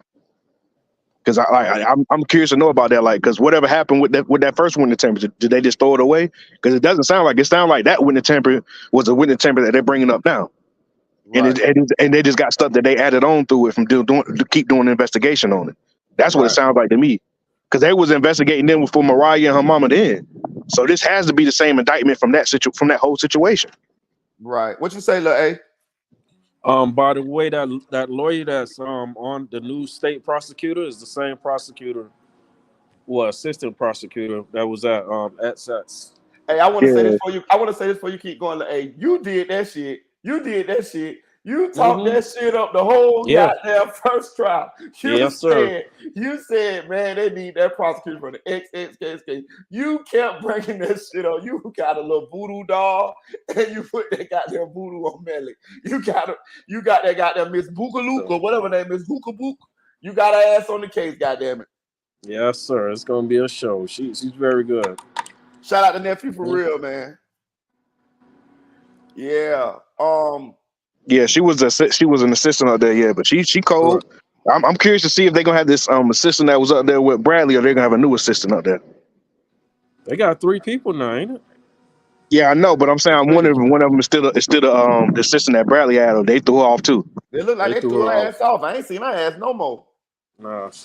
And I ain't gonna lie to you, she probably glad to be off this motherfucker. If I was her, I would. She flew below the radar. She didn't get a chance to fuck her career up, fucking around with this shit. She gonna be all right. She gonna be able to salvage her career. So yeah, thank you. But on Christine Bradley, I forgot. I watched something, and I think Christine Bradley career is over in that, at least in that DA's office. I really do. I think she is, because how they done put it. Matter of fact, in the paperwork, they said that the reason why they didn't go all the way up. Well, part of the reason why is they feel like the cover up stopped with Christine Bradley. They said that, right? So that lets you know that her ass is finna fall on this sword. She's finna be the sacrificial lamb. It's already in the motion. Hal Pryor, and all the rest of the higher ups up there that's in that DA's office. It's Christine Bradley. She finna fall on this sword. And if I had to guess, I would think that she gonna end up getting some kind of punishment and suspension or however, a severance package, and her ass is out of there. That's what I think. It only makes sense for them to do that, bro. That's why the judge is not gonna call them as a witness, because they probably already told them, like, yeah, this all on her. We ain't got nothing to do with that. Don't call us as no witness. Because I mean, that's the only thing they can do, bro. Do you know how much of a shit storm that would be if you allowed them to bring in the damn head elected DA of the whole county, and bro, she got to fall on the sword, bro. Because you just can't risk every case that, since he's been the head DA, being able to come back up for an appeal. You just can't risk that. Do you know how many DAs in that office? They said they got 200 goddamn DAs in that office. That's a lot of goddamn DAs. Exactly. So that's why you can say I'm not culpable, because you're like, bro, like, it ain't like I just got her and 5 other people. I got 200 people, so I got other stuff I was dealing with too. So that's the only thing. She's a witness now, right? Yeah. She a witness, and she purged herself too. So I'm saying, like, that's what I'm saying, bro. Like, it's just gonna be bad for her. Yeah, Miss Boutros. That's a good thing. Miss Boutros. I'm sorry, that's a good thing. Yeah, I don't feel sorry for her, not one bit. But she's gonna be a witness, so the state could cross her too. Yes. So it's gonna be a good show. Yes. When she talked, it got to be. But they done took this case is going to be a lot about public corruption, or the illegal shit they did and shit like that. You know what I'm saying? They're gonna bring Miss Boutros up there to testify to the fact that she saw rights violations going on in this case. Them doing underhanded shit, illegal shit, unmoral shit, unethical shit. And the crazy thing is, what if she don't want to fall on the sword? Because she already done said that she told her higher ups what was going on. So what if she choose not to fall on the sword on the stand? What if she choose to bring other people down with it? Because she like, hey, if I'm coming down, somebody else got to come down with me, because y'all ain't about to just kill my career. You talking about Christine Bradley? Yeah. What if she feel like they trying to kill her career and she ain't trying to go for it? That's something that people got to think about too. That's why I think they're gonna rock her ass to sleep and play real nice with her. They ain't gonna just fire her right off the top. They're gonna fire her when they can. You get what I'm saying? Yeah, that makes the most sense. That makes the most sense. Yeah. You're right though. What's up, T Sweezy? Oh shit, what's happening, man? Seeing those 11 charges and supposedly 22 witnesses, that's crazy. I think Boatwright was in that bitch trying to get information on Melly. I think Boatwright got a lot to do with this shit. I think Boatwright. Oh, they in the same jail, huh? Yeah. That's Yep. Florida, huh? Yep. Oh, I that's probably think what it is. I think Boatwright was in that bitch playing All right. cool with Melly. Know what I'm saying? Had a glass to the goddamn door. Talking to Melly through the goddamn vents. All of that type of shit. Hey, who a police officer? Well, I was finna say that. Who the police? Hey, Marita. We got officers up in this bitch. Which one of y'all? What's the name? Well, I done heard that bitch plenty of Yeah, times. that sounds crazy, boy. Well, I done heard that plenty of time when they were teletyping me. Who that is? Jizzle, that's you? No, my mic was muted, bro. That's you, Dre? Nah, you know that ain't me, bro. I was muted. Hey, Boy, is that Dre? Is that Dre from Kareem Channel? that hey, that's Yeah, you? that's me, bro. Salute. What up, bro? I figured that out. Was your man? I know his voice sounds familiar. Yeah, Look, I know, hey. yeah. So I know you. Yeah. I'm That here. was you that was you getting teletyping somebody? Nah, Well, probably a radio. Yeah, we heard the radio. What that is? Yeah. Walkie Bro, talkie. what the fuck? Read it. I mean, it's cool though. You know what I mean? We don't be doing no illegal shit on That here. boy Shit, got that walkie-talkie talking. No, that's the radio. A radio, a two-way radio. Yeah. Hey, look, it's cool Yeah. though. Shit, if y'all don't know it, I got a deputy as one of my moderators. Y'all can play with it. Play with it. Deputy Eula is my moderator. She's a deputy. Play with it now. I'm protected by Viper over in this bitch. You know what I'm saying? So it's all cool. We just talking Hey, about. but you know it's crazy how it took somebody from the inside to talk about their dirty shit. It ain't like it's just a random person like, oh yeah, I heard her say this, and that. It's coming from the inside. So, But I told you I work by the courthouse. Oh yeah. I figured that anyway. Yeah. I was gonna say that. That's why I said that. Mm-hmm. Hey, go ahead. What you were saying? no, I was just saying about that other prosecutor, the one that was talking about Christine Bradley. I was just saying, it'd be different if it was coming from like just a regular person, but she working that motherfucker with them. You know what I'm saying? She's seeing that dirty shit go out, and you got people like that don't go like, man, fuck that. Like, this is wrong. Right. Karen's. She just They violating his Melly rights, right? Yeah. Hey, another thing, this case is still up for dismissal. Y'all know that, right? Which we know is not going to be dismissed because the judge is giving us all inclination that this case going to go forward. But he still hasn't ruled on the dismissal yet. When is the next hearing? Yeah, I'm curious to see if he's doing that because some of the motions that they got filed too, though. That shit gonna take forever, boy. When's the next hearing? I think tomorrow, right? Yeah, it's supposed to be tomorrow because they're supposed to be doing dispositions tomorrow's Saturday and Sunday or all them new witnesses. At least that's what the defense said that they're gonna be trying to do for the weekend to try to make sure that they can get this trial started. Mm-hmm. I don't understand if Melly was tampering with witness way in the first trial. Why the fuck they didn't say nothing then? They were just holding it just in case they lost and then try to come back with that. Yeah. But that's what I'm saying. It don't make no sense. How he's on a 23-hour lockdown, and he's watched. You feel me? Yeah, like you got. That's crazy. I know they set him up. They rocked him to sleep. Them niggas that he been fucking with in there was already. It's been a plan. They already was gonna do what they were doing. I'm gonna get the nigga to, you know what I'm saying? I'm gonna befriend the nigga. You know what I'm saying? They probably told the guards and the police, hey, look, man, the nigga want me to make a couple phone calls for him, man. Let me get on the phone. You know what I'm saying? All of that. Yeah, they'll open the door and let him get on that phone. You know what I'm talking about? Yeah. Oh, you want to make a phone call? Okay, yeah. It could be a CO. Listen, it could be a CO that play like he cool with Terrence Mathis. You know what I'm saying? Like, hey, look, yeah, Mathis, you want an extra food? Hey, but this what I was saying too, right? How long ago was it? Them boys got sentenced. Who? Both right now? Yeah. What it is? Look, hey, you followed that XXX case? It's been almost a year or no, it ain't been that long, is it? Look, but I'm telling you, I live in Florida. I went to prison in Florida, and you don't sit in that county that long. No matter, you know what I'm saying. Once you sentence, you're not you're not the county property no more. So they gotta come get your ass, and they within those 2, 3, 4 Right. weeks, they come to get your ass. You preach, No, big if you dog. get more than 10 years, bro, they come get you off the rip anyway. Yeah, that's what I'm saying. So how is he still sitting there talking to Melly? You know what I'm saying? Right. Cause he Them ain't get boys. 10 years though. He got like 2 to 5 years or something like that. If No, I'm not I'm mistaken. talking about Bo Wright and the other boys. Oh yeah, I feel what you saying. The He other still boys. should have Yeah, been gone though. He still he should have been still out should of have there. been gone. He Yeah, still should have been out of there because once you get sentenced, your ass either getting going home or your ass going to prison. One of the two. You ain't sitting there that much longer. That goddamn bus coming to get your ass. yeah. I was going When in he the gets next 2 sentenced, weeks. Who, Boat Ride? Shit, months ago. I know that. Somebody said, Anonymous one say like April.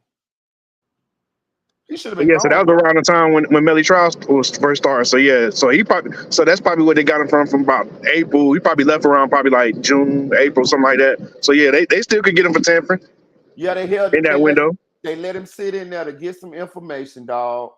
But is Boat Ride free now, y'all? Or is he supposed to be free or something? One Oh, of them. no, it's not Bo Right. It's It's the other one. Pryor. Yeah. Howard, right? No, it's fuck that dude name is. I can't think of his name, but it's the big boy. It's not. Look, hey, you watched the SSS case? Damn, what the fuck that dude name is, dog? Let me see. Is it Anonymous. Allen? Yeah, Robert Allen is who they saying could snitch on Melly. Okay, Yeah, Robert Allen, right? That's a dude from the XSS case. Yeah, he was snitching Mhm. on everybody else in the X case, but I don't think he got sent directly to prison or something like that. Because basically, he only got he got time served, but then he got like an extra year or 2 on top. So I guess he's still in Broward. I don't know. That's kind of weird for real. No, they hired him. You can't find him. So Robert Allen? yeah, the police hired him. He posted. Oh, okay. Well, He's a protector. Is he free, bro? Is he free? He's not free. Nah, but Nah, he's not free. Nah. What is his sentence? What did he get? He got 2 years. Yeah, 2 years. Time served, which is I think a year or something like that. So he got like a year. So how come he's hold on? No. Slow down. With time served, I'm sorry, not time served, with time served. He been in jail longer than 2 years though. Yeah, I'm about to say that XSS stuff happened before the Melly stuff, didn't it?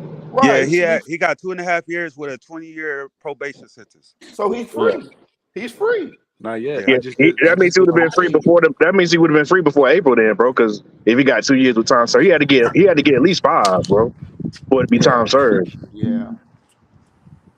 No, I was saying they got sentenced in March, right after the trial. Something's weird going on here. Yeah, I know, but what I'm saying is they got locked up before Melly. So what I'm saying they did 5 years, so he couldn't have got 2 years time served if he did 5.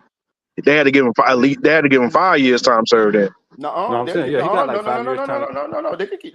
They don't matter if you could have been up as 10 years. They'll give you a year time, sir. It doesn't depend on what you get sentenced to. The other 9 will just be you just did the bitches on the GP going to court. You feel what I'm saying? So you could be sending that bitch on dead time. Oh damn, that's crazy. Yeah. They don't have to give you the time that you've been in there. No, they can just. And to be honest with you, you don't want them to give you the time that you've been in there. You want them to give you whatever up under that motherfucker, so you know that you're going home once you sign these papers. You know what I'm saying? You know what I'm saying? Because you know what I'm saying. So but the point I'm trying to make is something strange is going on here because he should not. Once he got his sentence, he should not have been in that jail, being able to get information on Melly for that much longer. Only thing he should have been waiting on was for them papers to get processed, for his ass to get released, or that goddamn bus to come pick his ass up to take him to prison to finish however much time that he still had on his books. But he ain't had no time on his books because he had been in there for about 5 years. So he should have been up out of there. Melly should have picked that.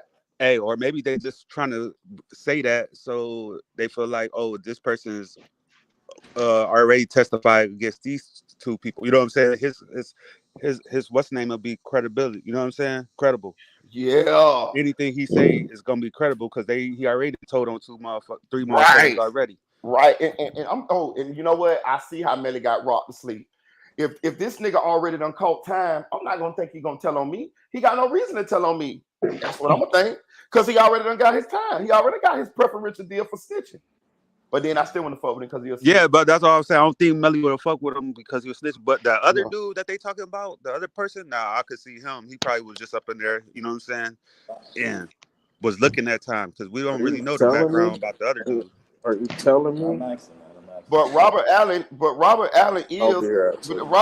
is a witness in this Melly case, so he got to be telling something, right, y'all? Yeah. Or it could just be some Let's move bullshit it. like, oh, you know, I heard him say Coming this and down. say that, but like y'all said, that's hearsay, she say. So they're gonna use whatever they can, anyways, because all Okay, the other witnesses is, you know, Could he be a witness to the witness tampering, saying I was in the pod when he was passing messages to such and such and such and such? yeah, but what reason would he have to say that if he already done got his time?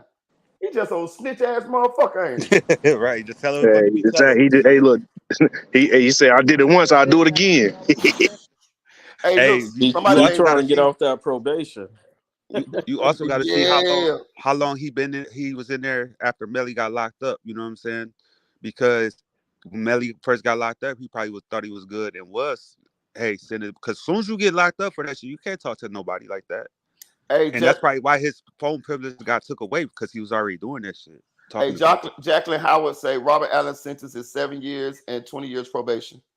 Okay, 7. So he's probably still in there, but he ain't gonna be in the county. No, he gonna be out of there. 7 years. So he got 2 more years to do. Or No, they no. suspended. Well, yeah, he got 2 years. Correct. Left. He wouldn't even have to do them though if he already done did 5. Yeah. That nigga be home in a little bit. Like a year. Not even a year. You do what, 85% off of the time? Yeah, he should be. I mean, he might go up the road and do 6 months and come on back. Maybe. You know what I'm saying? He might stay at South Florida Correction. No, county. You could stay county for I think 2 or 4 years. So he stayed in Only while you going to trial. Once you go to trial, your ass is out of there. Yeah. You can stay in the county for however long you going to trial. Wow, hell yeah. I done been to jail a lot of times. I ain't never been in prison, knock on wood, but I done been to the county. Once you get sentenced, that goddamn bus is coming to get your ass, or either you going home, one of the two. But your ass is getting up out of there. Yeah, because he's not in the system. He's in protective, so. But he's still in the county. You can't find him. Exactly. He'll still go to prison and being protected custody in prison. Right. You got once you sentence, unless you coming back from prison and you got some more charges, like say you already been sentenced to life and you got another charge and you got to come back and go to court for that. Yeah, that's the only way. That's the only way you can be in the county and you already been sentenced. Once you've been sentenced, your ass is going to the prison or you going home. One of the two, depends on whatever the deal is. Now you can wait. You can sit around there a little bit for transportation to move you to wherever you moving to. When that prison bus finna come get you. Because I done had homeboys go to prison out of the cell with me. They be sad at the motherfucker too when they got them bus come get them. You know what I'm saying? Or some of them be happy though. Some of them be happy to get out of the county and to go in on it, get it over with or go into prison because they say prison better than county. I don't know. Hey, I'm like I told you, I'm in Florida and I went to prison in Florida in 2015, and everybody was like, "Man, I'm ready to ride out," and I didn't understand it, bro, until I rolled out and I see how much freedom I had in prison versus the county. You get fresh air. You know what I'm saying? Right. You get the fuck up out of that bitch. You get fresh air. And I'm gonna put this out there. I went to prison. I ain't get to not one fight. I ain't get to not one argument, man. It's all about how you carry yourself. If you know this nigga in the game, you hanging with him, of course they gonna run up on you if they trying to stab him. You know what I'm saying? You gotta be smart. Right. Like I ain't going. I went in that bitch the way I came out. You know what I'm saying? That's a lot of people' biggest fear in life is to go to prison because they make it sound so fucked up. But everybody in that bitch just like you. They trying to get the fuck up out of that bitch. Right. But they gonna make it enough for life. That's the difference. They gonna make it the best they can. You know what I'm saying? Shit. Like I said, I went through that bitch. I came out not a scratch on me. I didn't get to one fight, no argument. I didn't gamble with motherfuckers. I didn't. You know what I'm saying? I carry myself like a man, and I show people respect. Respect gonna get your ass a long way in life. Period. Right. I agree. Especially in there. You know what I'm saying? You don't just cross or stop and talk to, bro. You gonna learn how to respect motherfucker real quick in that bitch if you don't.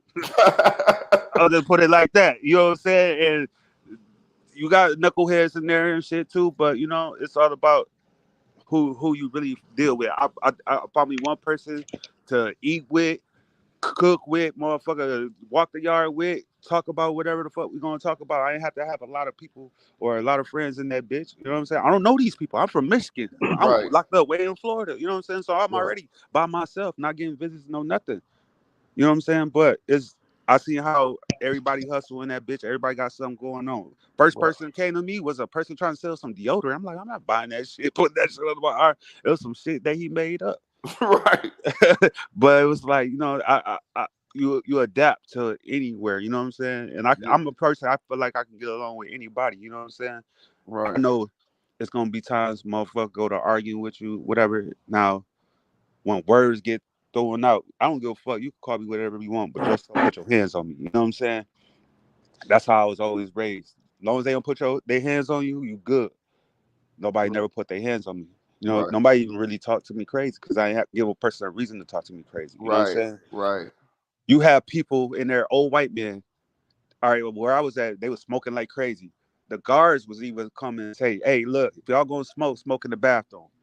Everybody Dang. respected that, right? Yeah. But you got that old white man want to still smoke in the day room. Like, Pops, what the fuck wrong with you, man? You say go in the bath. You know what I'm saying? You got people like that that's gonna check that shit real quick because they got cell phones, they got all type of shit in this bitch. They don't, you know what I'm saying? Everybody that's especially a dorm.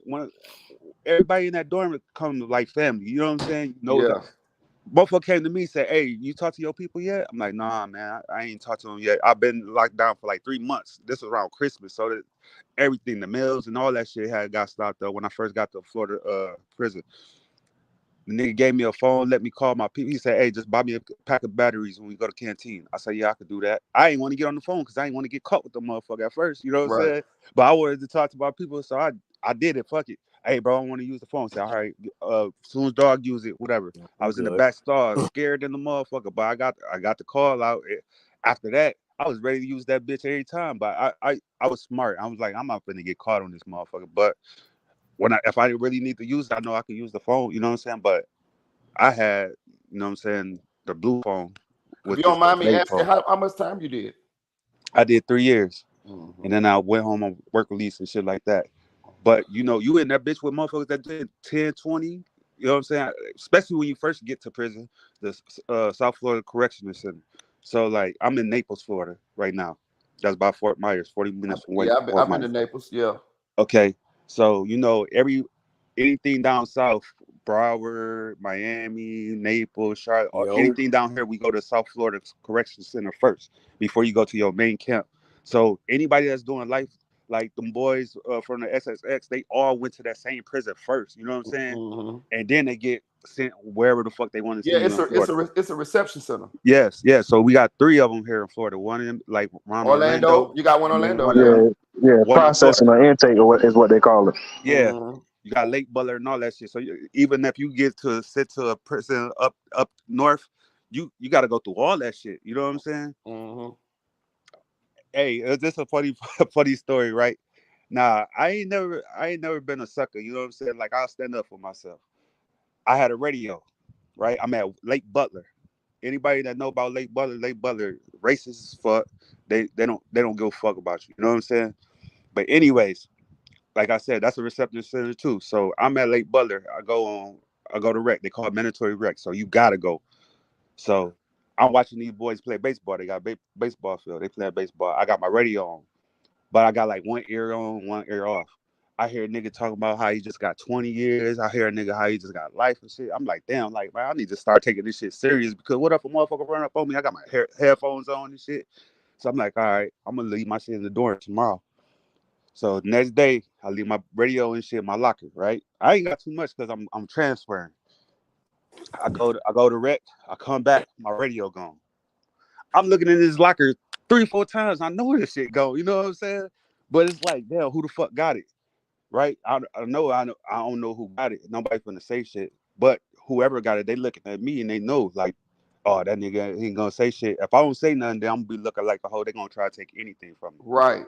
You know what I'm saying? So I'm like, I jumped on the phone with my people. I'm like, yo, I might be going to the hole. They like, why? What's going on? I'm like, look, man, motherfucker just stole my radio, but I got to say something like, oh, don't do nothing stupid. Da, da, da. I'll get you another radio.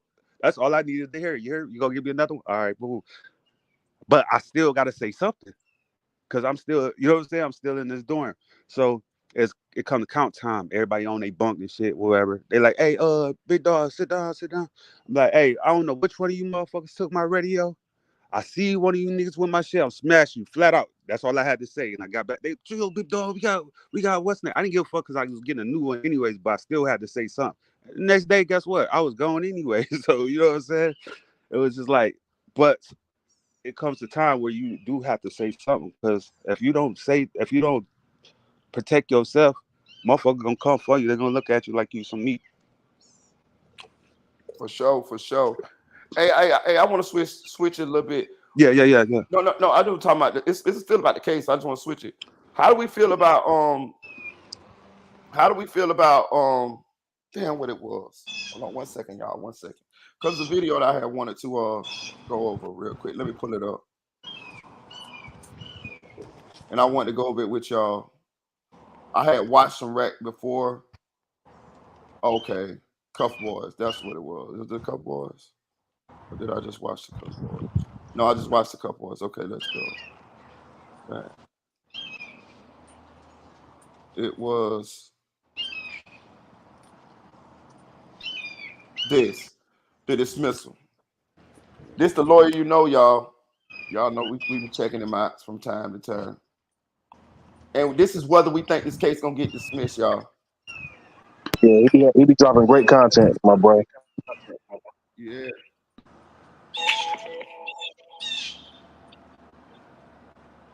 What's up, everybody? We've got a quick YNW Melly trial update as they had another hearing arguing about when this trial is going to start, what all needs to happen before it, and if it doesn't happen, what is the result? Because there still is a chance that this case gets dismissed if the court finds the state violated YNW Melly's speedy trial rights. And that's the main issue going on here, because the state has done so many things in this case to create a potential delay in a 90-day retrial period that must be enforced in Florida when there is a mistrial as a result of a hung jury, which happened to Melly's first trial. We have already had a prosecutor booted from the case. New prosecutors are now on the case. They've added 22 witnesses that the defense has the right to depose, and there are, I believe, 30-plus motions. So we're going to talk about all those things in turn. How are they going to handle it?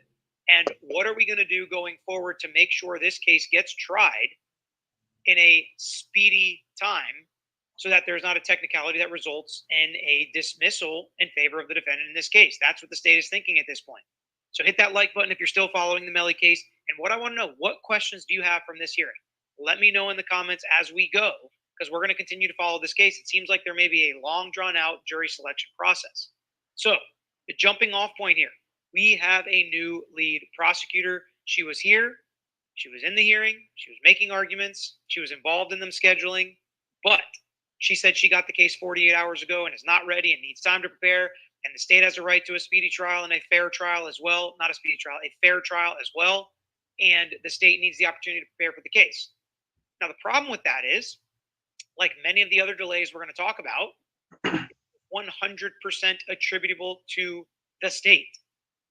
And a delay or problem attributable to the state, a lot of words to mess up there, does not create a delay that's going to break and violate the defendant's speedy trial rights. So let's just talk about some of the state's actions that have created a delay that they are now arguing about that they need more time. Number one, new prosecutor on the case. Whose fault is that? Well, not only is it the state attorney's fault for violating Brady potentially, causing a mistrial in the first trial if it would not have been for the hung jury, and having to get their prosecutor booted that the judge obviously did not want to do. But the defense took it a step further with the argument that, Judge, they've known for over a month that we were going to try to get Bradley booted from this case. So when they could have had other prosecutors working on this case for about a month, which is not much longer than the new defense team has been working on it, they'd be ready to go. So it's their fault they waited until 2 days ago until the judge's final order. They could have been preparing for this. They have 200 attorneys in that office, and they didn't. So it's their fault. You cannot punish Jamel Demons for that decision. Additionally, the state has decided to add 22 additional witnesses. They just tried this case 3 months ago. Why do they need 22 new witnesses? that's a delay they've caused, and the defense has a right to depose those witnesses. But we also heard they may be taking depositions on Friday, Saturday, and Sunday to make this happen. Additionally, 30 new motions. You can say that's the defense's fault, and that's fine. But a lot of these are motions to suppress things they're claiming the state did wrong, something that may be fruit of the poisonous tree from some of the issues that have already come up in this case that now they know about. But guess what? The defense makes a great argument. Judge, you created the scheduling order, Judge, and you said all these motions had to be done 10 days before trial. They were done timely. We filed all these motions, so let's make it happen. The defense did nothing wrong. They weren't late. They didn't create any delays. So therefore, you can't attribute any of the delays to the defense to this point that I've heard argued in any motions and any hearings so far before this judge. And I think the judge agrees because he didn't say any of them were. And as we saw in Koberger, anybody that's following that trial, they will move mountains to make sure a case gets tried within the speedy trial period. So what are they going to do? Because the defense, the state, of course, as they always do, and it's so frustrating and annoying, but the state will say, well, Judge, they could just waive speedy and we can take care of all these depots and all these motions and all these hearings. Or they can just not take depositions, Judge, and we can have this case tried in a speedy time. It's like, that's not fair. It's not an either or for the defense. We can exercise all of our constitutional rights as Melly still stands there or sits there in this courtroom, presumed innocent. And he's just going to be held in prison for longer and longer and longer times. Another Christmas, another New Year's, another Thanksgiving in prison. So we are not waiving any rights. And they were very strong on this, and I appreciate when they do that. We're not waiving our rights. We want to depose these witnesses. We're going to have these motions heard, and we're going to try this case within the 90-day speedy trial period. So then the state kind of provides another opportunity or another solution. It seems like the defense somewhat agrees that we're going to start picking a jury. But what does that look like? Well, one of the ways the state's proposed is pick a jury, wait a few months, and then actually try the case. The defense said, no, we're not down for that. The state has case law where it's appropriate and the judge can do that, but the defense is going to argue that way as a speedy trial because he's, again, still sitting in prison while the state is causing all these delays. And once they impanel the jury and jeopardy is attached, technically that's within the speedy trial period, even if they delay the start of the trial. And that's what they're going to try to do, which is a question a lot of you have. However, this lead prosecutor, the male, the female is the new prosecutor, but the male, we recognize him from the Nicholas Cruz trial, penalty phase trial. And he said, Judge, in Nicholas Cruz's case, it took us, I think, 3 months to pick a jury. So maybe we just do kind of a weird schedule where we, pick a jury one day, then we wait a week and, talk, or not pick a jury, but we have a panel, we strike some, bring in another panel a week later, strike some, we get a pool, and then 6 weeks in, we start picking from that pool, and it takes us a month, and then we impanel the jury, 3 months from now, whatever it may be. But there are arguments that may not be sufficient for a speedy trial. And they discussed maybe we start picking a jury in the morning and, doing motions in the afternoon and listening to motions and doing hearings while we're picking the jury. So they're trying to finagle a way that the defendant agrees to where they can start this process, get this trial heard, but also have all the motions heard and all the depositions taken.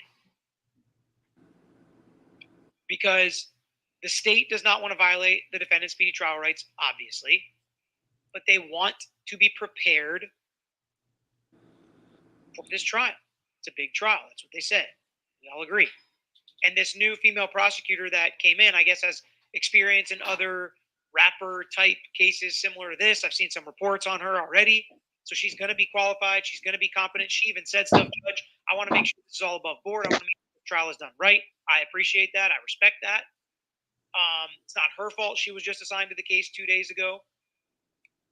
But she does realize she works for the state. They have the leverage. They have the tools. They need to make sure this case goes to trial. She also made some mention like, I also want everybody to realize I didn't try the first case. So if something was agreed to or happened on the first case and I don't agree to it now, or I didn't know about it, or I act accordingly, which may be in opposition to some agreement that was made between the state and the defense in this case, I'm not doing so willfully or underhandedly or trying to do anything wrong or step on anybody's rights. I'm going to try the case as I see appropriate. She said it in less words, but basically she was like, I wasn't here the first time, and everybody needs to remember that. And I do think that's important, and I'm glad that she said that. So far, so good with this new prosecutor. We'll see kind of how things go moving forward. So that's a lot to kind of take in, but it seems like we are still pressing forward towards trial, which is a good thing for the state and a good thing for the defense. The defense is going to make sure their rights are intact and they're exercised. That's what good defense lawyers do.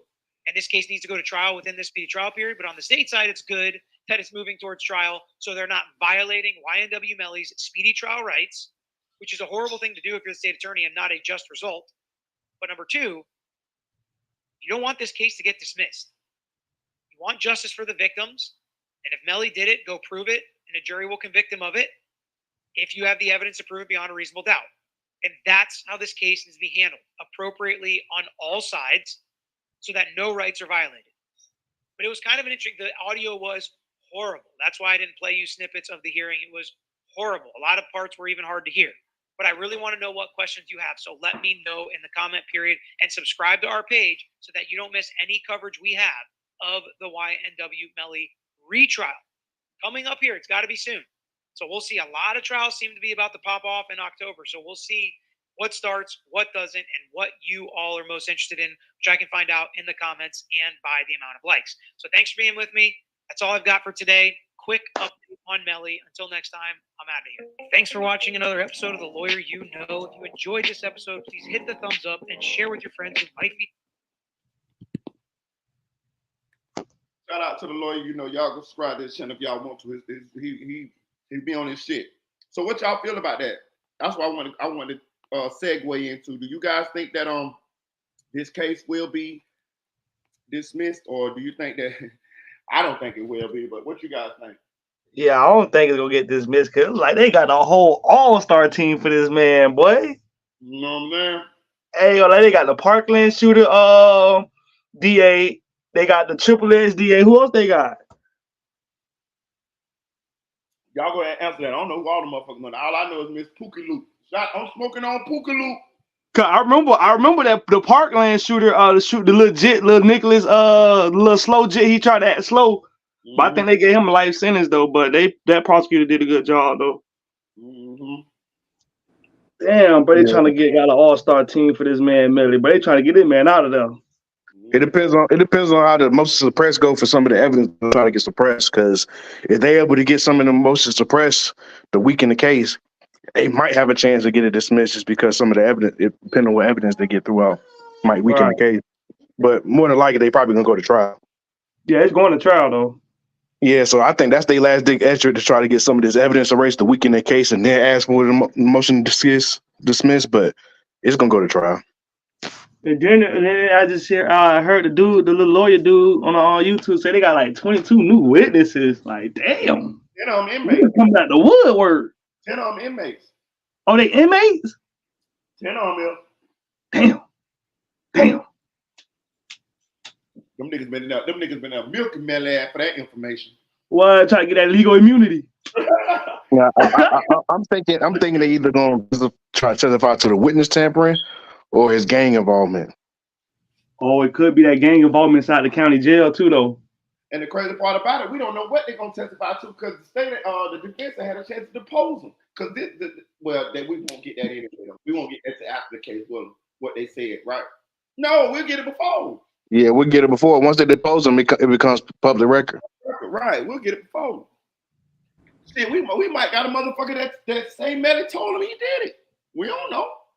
Exactly. That's the scary part about it. That's why I'm like, bro, what if his defense did all this good work, bro? He about to kill him in the butt with having a witness come in and tell him that he confessed to him that he did it. What the motherfucker lying, dog? What if it's a motherfucker in there that got a murder charge and he just was in the dorm with Melly at some point and he just go and tell his attorneys, he tell the police, man, yeah, you know the nigga told me he did it on such and such date. That nigga ain't told you shit. It could be that, ain't it? Yo. Yeah. What's up, Eddie? What's up, my little Memphis? Yeah. My little Memphis. Yeah. Go ahead, though, y'all. I want to say this, too. Hey, Eddie, you keep trying to get me to come to Memphis to fall in love, but check this shit out.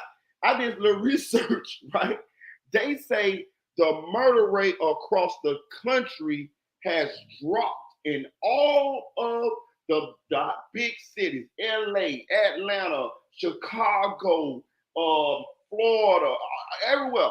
The only motherfucking place the murder rate went up is motherfucking Memphis. And you trying to get me come down? You man, what you think? I don't want no baby wings. I don't want to be flying around singing all day. No, what I'm talking about. They giving it up in Memphis right now. They've been giving it up ever since that Dolph situation. They've been giving it up. Hell yeah. I was like, hey, Eddie, man, fuck that shit. I'm trying to stay alive, shit. But go ahead, y'all. Yeah, that junk crazy though, man. It's crazy to hear him say that. But I'm curious to see what evidence they're gonna be able to get suppressed, bro. Because if they're not able to get no evidence suppressed, man, like it's still gonna be a hard case to win for each side. But I'm just wondering what evidence they gonna. I'm wondering what else they got, bro. Like, because they got a few motions to suppress a couple different evidence. Yeah. I think that mama phone should be suppressed for sure. But see, this is bullshit though, bro. This is politics. I fucking hate this shit, dog. I really do. Because again, I done been in a fight for my freedom. Not, you know what I mean? I told you, you know what I mean? I had trafficking, armed trafficking, so like 18, 19. But I'm gonna say this, bro. Do you see the shit that they'll do in order to try to secure a conviction on you, bro? Like the reason why they don't throw out that phone supposed to be thrown out already. We already know that it was no sheriff officer in there with Moretti. We got that from a credible witness, which is Miss Boutros. So we know it wasn't there in there with him. That's another thing. That's the fuck they should have straight up asked. They should have had Moretti asked there when they was doing this the hearing with the one where they brought Boutros, and they should have asked him straight up, was the sheriff's officer in the room with you, sir? You get what I'm saying? But the reason why they ain't doing none of this shit is because this shit will lead to other shit. This shit will lead to them probably charging them or probably having lawsuits or probably getting other people in trouble. So they covering the shit up. They covering the shit up to save other people or to save the face or save the office or save the police department or the DA's office. That phone should get thrown out, bro. The Melly's phone should get thrown out. And then she should be able to sue them because they illegally searched and seized her phone from her and he fucked her finger up. Or even if he didn't fuck her finger up, I'm faking like they fucked my finger up to get me some money. That's what I'm doing. My neck and my back.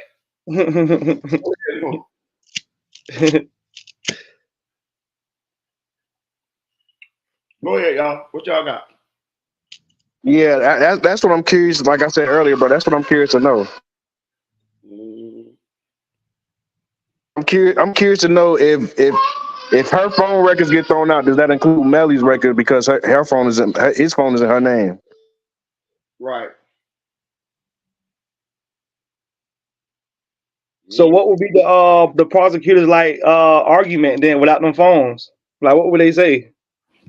I don't know. That's one of the main things that they had was the phones. I don't even remember what they found on Melly phone, mama phone. Really, I remember some text messages, but it was just probably text messages to prove that was his phone and like he's connected talking to his mama and like that he owns that phone. That's probably what they was probably trying to insinuate. I'm not for sure though. Right. So what else they trying to get thrown out? Do we know? I know they're trying to get I know it's a motion to suppress some of this evidence. I'm assuming it's their mama phone. I'm definitely believing that Melly's attorneys trying to get that thrown out. We got a motion to suppress the whole case. Probably Moretti evidence trying to get Moretti suppressed off the case. Right. Yep. Him too. Ooh. This is interesting. So it's gonna be interesting watching these. We have to tune into these motions hearings because they are very important as to where this case go at. You know what I mean? They could. The reason why so from what I can gather, y'all correct me if I'm wrong here. The reason why they're going forward with the picking the jury and all that, because they said it was like 200 motherfucking people down there yesterday, and they was going through the jurors and all of that, is because they have to start this process in order not to violate Melly's Speedy rights. Rights. But it's still a possibility. Shout out to the lawyer, because this is what he said, and it's lining up. They still going at it like it's going to go forward, but it's still a possibility that it won't go forward, depending on if the judge grants some of these motions or finds grounds to grant some of these motions, like the motion to dismiss the case, the motion to suppress some of this evidence, because if some of this evidence gets suppressed, then the state may choose not to push forward with this case because they may feel like they don't have a case to go forward with. Ooh, this is some sticky shit here. So it's like they're doing two things at once, multiple things at once, actually. Correct? That's correct. Dang. So do we think this case gonna get dismissed? I ain't gonna. I think it might get dismissed though. I think so. I feel like the judge looking at the case like, man, it's a circuit. The judge about ready to get it over with, and it's just too much. You know, too much going on right now. So right. And it seemed like the defense, not the defense, but the prosecutors, they in like shambles, like they just trying to scrape up anything they can right now. So that's what it looked like to me. The very crazy thing about it is, bro, is like I'm just trying to even if they don't get it dismissed, it's like, how do you get around the whole Moretti and Bradley thing? Like, that's gonna be hard. Right. Because it's gonna be hard to convince the jury once they find out what Moretti and Bradley were doing, basically trying to cover it up and cover up that he did something illegal. That's gonna kill their credibility. Like, what jury just gonna believe them outright? Right. Do y'all think that okay, so I'm cool with that. Are these new witness and tampering charges, are they gonna be talked about in this while this trial is going on? I believe so. Yeah, because I feel like them charges, they probably already had them charges like before he even like got put in the 23-1. They probably just already had them pending. Just like whenever they fuck up, they're just gonna hit them. They hit them with these charges just to keep them. Cause you know they can have some charges pending against you like for so long. They got like a certain a statute of limitation to hit you with them charges. So right. So that's probably what that was. They probably had that trick up their sleeve. Right. But yeah, if you know the the charge that they bringing on them is a trick of this league, because they saying, hey, in case this case go the way, we still got another chance to get him a life sentence. Right. It didn't say what does all of this mean for Bortland in his trial. How does all of this stuff that's coming out? His case to get thrown out too behind this, because they that's both the lead detective on his case and the lead prosecutor on his case. Mm-hmm. Okay. Mm-hmm. Will they still be able to convict them of the tampering with witnesses even if their cases get dropped? That's possible. But that's what we need to wait and see. That's the evidence that we need to wait and see, because if this tampering charge has anything to do with Moretti illegally getting her phone from them tampering charges, I don't know how they be able to convict them of that, because wouldn't that fall under the same guidelines as the case they doing right now? But say that again, Dre. I'm trying to follow you. No, what I'm saying is, like, because he did something illegal to you know what I'm saying, because they brought her in for questioning for that. When you broke up a little bit. I'm trying to catch on. Hello, Dre. You broke up real quick. Wouldn't that be a conflict of interest? Say it one more time. You broke up. You had faded out. We didn't hear none of that. No, I said those witness tampering charges, if it's from the same ones as these witness tampering charges, wouldn't that be a conflict of interest because of the illegal activity that he did?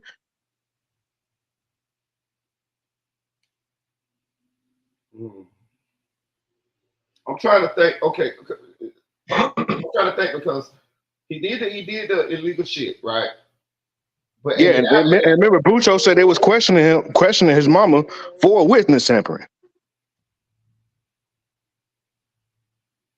I think hers is separate though, different, because remember it was way before the trial started when that situation happened, and then they saying that they did the witness tampering while this trial was going on. So I think her witness tampering was different, but I think her witness tampering goes into the witness tampering that they said there was track gas was under investigation. Remember that? Yeah, it was her, Track, and Melly. That's what I'm saying. It was her, Track, and Melly who was under investigation for that witness tampering, right? But what I'm saying is, what does that witness tampering stem for that? Because it's from what we know and what we gather so far, they're doing it because of Mariah and her mama, which that's what they was investigating them for then too. Right. But I'm trying to figure out. Okay, but the situation with the phone and Macus and all of that, they're talking through the phone, all that. I'm thinking. I could be wrong. I'm just trying to piece this together. I'm thinking they still could possibly prosecute them for that, even if they dismissed all the other charges. Am I right? I don't know. Yeah, that's what I'm saying. That's basically what I'm saying. Like, even if they can do that, right? But what if I'm not saying this is the case, but like I said, what if those witness tampering charges stem from those witness tampering charges, and they would just bring them back up? Because they've been witness tampering with her. Obviously, if they saying they've been doing it since April, obviously that means that they've been doing that. They've been doing it beforehand. If they was investigating them beforehand for doing it. Yeah, they have, but the ones that they charged them with, the evidence they used to charge them with, they used that window between when the trial started and kind of like within in the middle of the trial and then toward the end of the trial. So, put it this way: if they would have used, I'm assuming, I don't fucking know, I'm just talking here. This is all just talking. If they were using the ones from before, then yeah, I'm with you. But they didn't use the evidence from that. They just used this little window. But they are, Marie. Remember they show her text message of her in Portland. That was way before the trial. Yeah, but that ain't what they showed the text message. Yeah, I see what you're saying. I get what you're saying, man. I see what you're saying. But they also using this recent phone shit too. It seemed like to me they should have left them damn text messages out there. Right? That's what I'm saying. It seems like they're trying to bring up the old stuff and put it in with the new stuff is what I'm saying. And what I'm saying is because he did that illegal stuff, wouldn't that be grounds to not be able to bring all that old stuff in? So wouldn't that mully up this case? I ain't gonna even tell you no lie, bro. That's a good ass point. I don't know, bro. I don't think right now all I have to be doing is speculating because that's complex, and I get where you're coming from. Yeah, it seemed like to me they should have only used the evidence that they had, that what they did within that the trial. They should have left all the other shit out because that shit could be fruit from the poisonous tree from the situation where Moretti illegally searched and seized the phone. I get where you're coming from, but I'm not sure. I'm not sure exactly. That's why I don't want to say. I really don't know. I ain't gonna even lie to you. Yeah, but what I'm saying is because that evidence right there of that they're showing of between Bortler and the mama, that was around the time when they was trying to figure out when they was investigating Melly and tracking the mama for witness tampering. Am I right or wrong? Say it one more time. The time I said between Mariah's mom and Bortland, the conversation, the text message they have, isn't that around the time when they was investigating track Melly and his mama for the witness tampering? Yeah. So that's what I'm saying. It seems like they're trying to combine that with this one. And I believe that witness tampering charge would be tainted because that's what that's where the whole illegal action came from, was questioning her about the witness tampering. Remember, because she gave her immunity for that witness tampering. Boutros, she gave her immunity. So you saying they try to get her phone? Why did they try to get her phone to investigate? No, I'm saying when there was a questioner. Remember the whole thing when they was questioning her about the witness tampering. Mm-hmm. So my point is, if Mariah and Bortland and all that conversation comes from the same investigation from that witness tampering that they was asked her about when he did that illegal stuff, that killed that whole witness tampering thing because that's what she was there for. She was there because they was investigating her for witness tampering. Mm-hmm. So wouldn't that evidence that she got immunity for and that basically he did the illegal stuff for, wouldn't it be null and void because he did something illegal on that case too? That's what I'm saying. He did something illegal on that case and Melly case. It's not just this case. He did something illegal with that witness tampering too, because that's what he was questioning. That's what she was there getting questioned for. Mm-hmm. She wasn't there for the Melly case. She was there for the witness tampering. Mm-hmm. Yeah, I ain't got no comeback for that with you. That's it. It's very. I mean, that's why it is complicated, because that's what I'm saying. Like it's hard to figure it out, because what I'm saying is like they was there questioning her for witness tampering. Mm-hmm. And some of this evidence that they're bringing in is from that same around that same time of witness tampering. Mm-hmm. So how would they be able to bring it in with what happened? How are they saying this happened in April, but they're showing us messages that happened a year in advance, 2 years, however long in advance it was? You get what I'm saying? Mm-hmm. So how are they bringing that in for what was going on between April and in between the trial? Because that happened well before the trial. You get what I'm saying? You understand what I'm saying now? Yeah, I get what you're saying. I totally agree, because when they talk about the charges, they talk about that. Okay, well, they say that Melly and Bortland and Mathis tampered with a witness between this time and that time. And that time frame was when the first trial was going on. The witness tampering, the text, the DMs between Bortland and Felicia Holmes were way before that window that they trying to charge them with witness tampering happened. So why did they bring in those? Why are they putting those text messages that happened the DMs that happened way before? That should not even be involved in that because because if that's the case, y'all would have already charged them with witness tampering way back then. So that evidence that coming from that, you saying okay, so now I think I'll give an opinion on it. Maybe they'll just strike them text messages out of the evidence and continue on with the other stuff. They're gonna have to because that's from the investigation from when they saying that she was witness tampering because that's what she was there beforehand about. Unless they're gonna say it was a whole different investigation, but the timelines don't add up because that was something that happened before the trial. Right. That's what I'm saying. So the timeline that timelines don't even add up for what they're saying. Right. But how can you saying you invest? I'm saying this happened during the trial, but you bringing up stuff that happened way before the trial, and you're bringing that into evidence.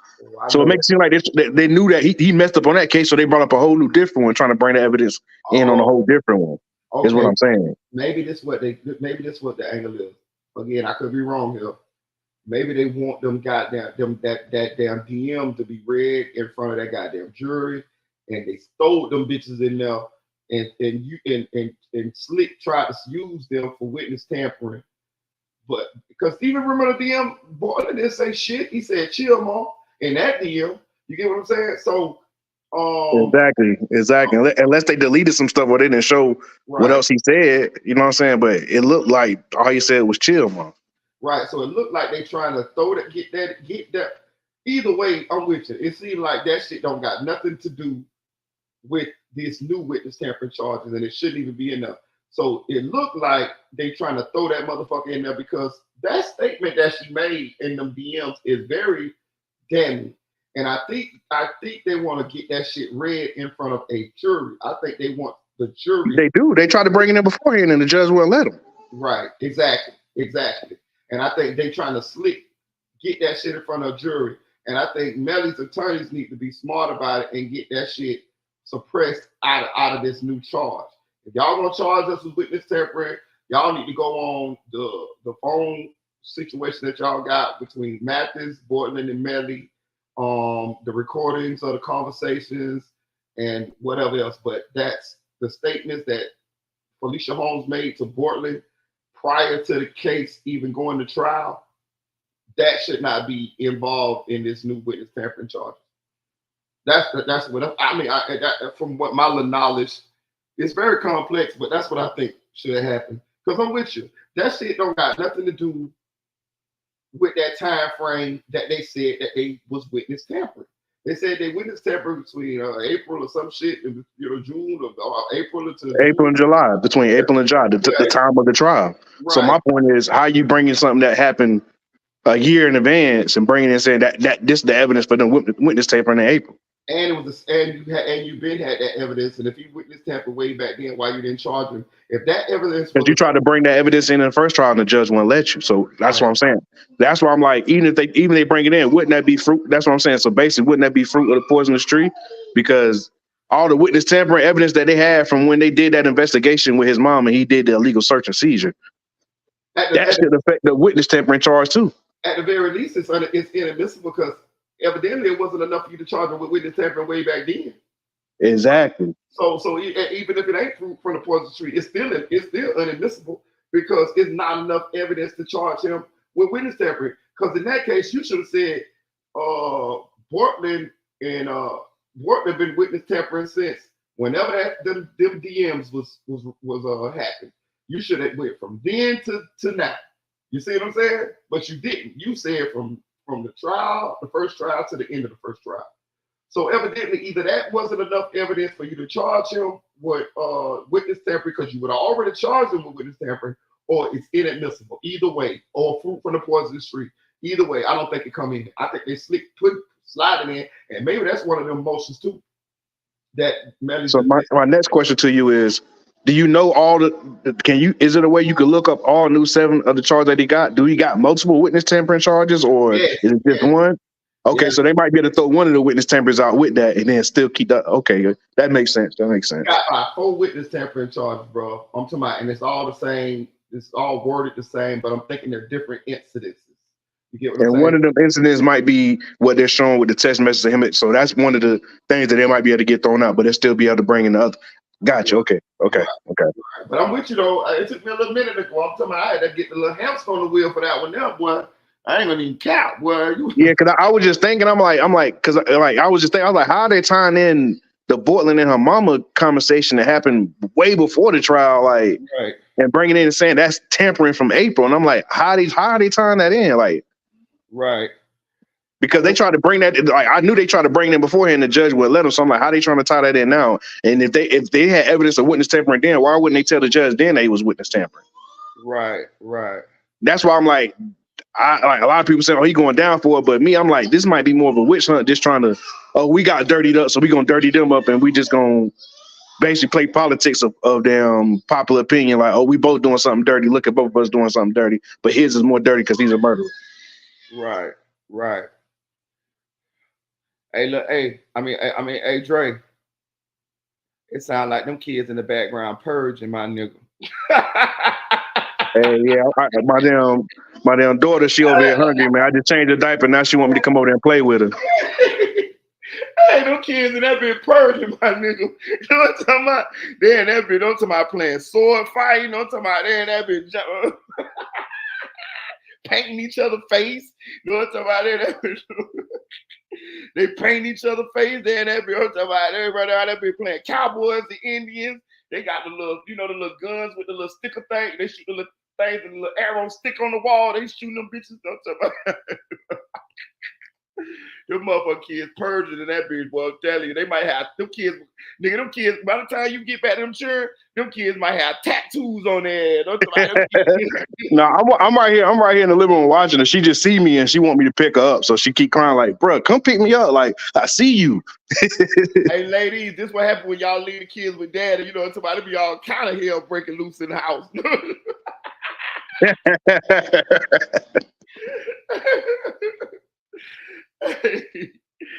Hey, for real. Shout out to Dre 6100 in the game, man, in the background. I'm talking about they live. For real. They live. They that bitch chilling. For real. Hey. Yeah, she seen me and she was like, "Bro, like, I know you see me, bro. Like, come get me. Like, hold me." Hey, your daughter in there like, we finna fuck all this shit up in here. He wanna think he's finna be on that goddamn. He wanna be on that goddamn. Yeah, for real. Like, look at her. Look, I'm holding her now. Look, she cool as the fan now. She look innocent as hell. That what you bet that little mama doing all of that? Yeah, she was cutting up, boy. She was cutting up. For real though. Hey, but yeah, this shit is interesting, y'all. It was something else that I had wanted to get into. Hold on.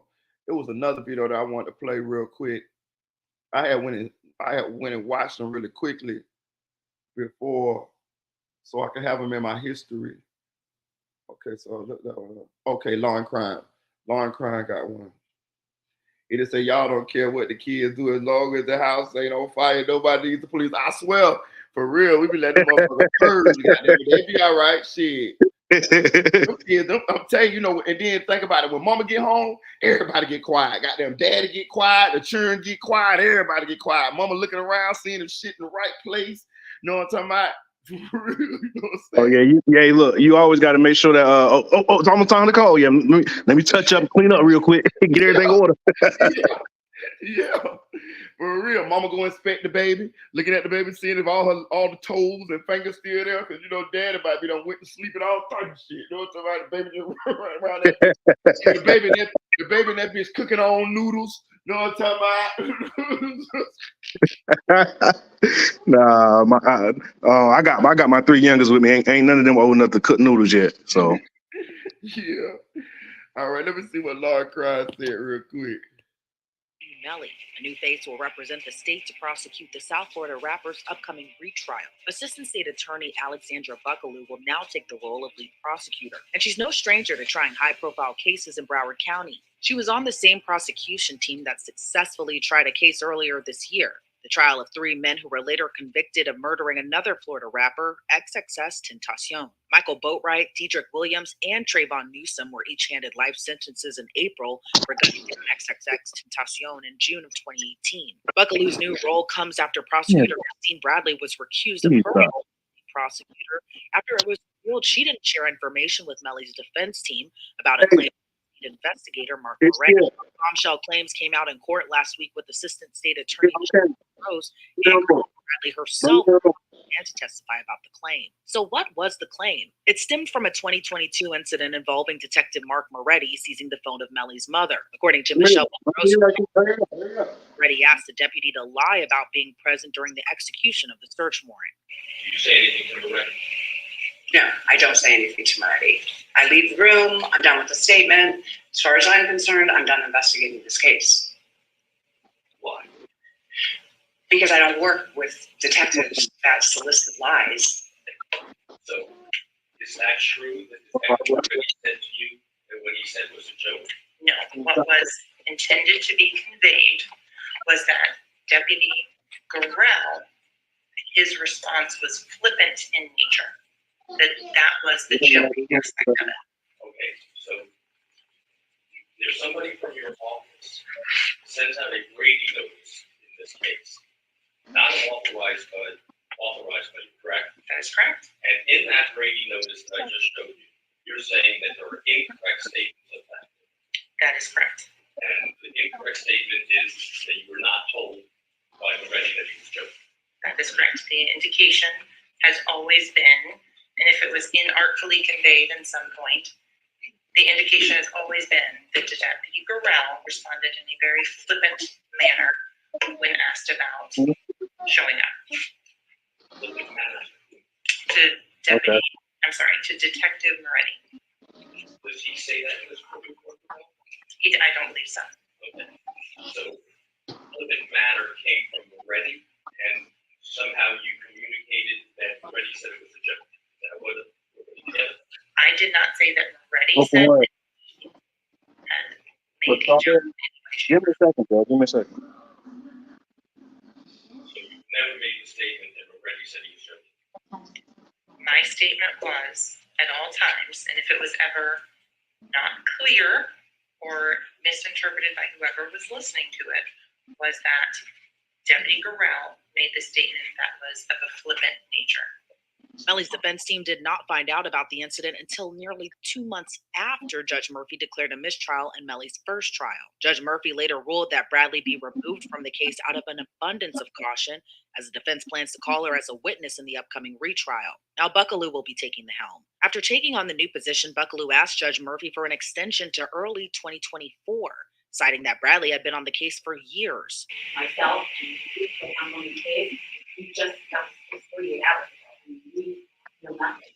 And in order to appropriately represent the state, and we'll still be able to defend it. Ms. Bradley has 65 years with it. We will still be able to defend it. If Your Honor's not willing to bring them back in January, at least give us till December. But the judge decided the trial will push through with the plan to begin questioning potential jurors in the retrial nearly 3 days after Buckaloo and new counsel took over the case. Rapper YNW Melly, whose real name is Jamel Dimmons, faces a possible death sentence if convicted of murdering his childhood friends and music collaborators, Anthony Williams, aka YNW Sack Chaser, Christopher Thomas Jr., aka YNW Juvie. The two were killed after leaving a recording studio session back in October 2018. The state believes Melly is the trigger man, and the rapper used co-defendant YNW Bortland, whose real name is Cortland Henry, to stage the killings as a drive-by shooting. Melly has remained behind bars since his 2019 arrest, even after his first trial ended in a mistrial. Meanwhile, YNW Bortland, who previously was out on bond, got locked up just 2 weeks ago on allegations of witness tampering. After Melly's mistrial was declared, his defense team did not waive his right to a speedy trial, which runs out this Friday, October 20th. This means the state and their new prosecution team have to quickly put their case together ahead of jury selection, which is slated to begin on October 18th.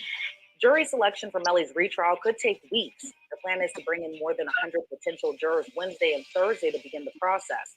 Judge Murphy still has to rule on several outstanding motions, including on a motion to dismiss the case entirely However, given the swearing in of Alexandra Buckaloo, it's unlikely that'll be approved.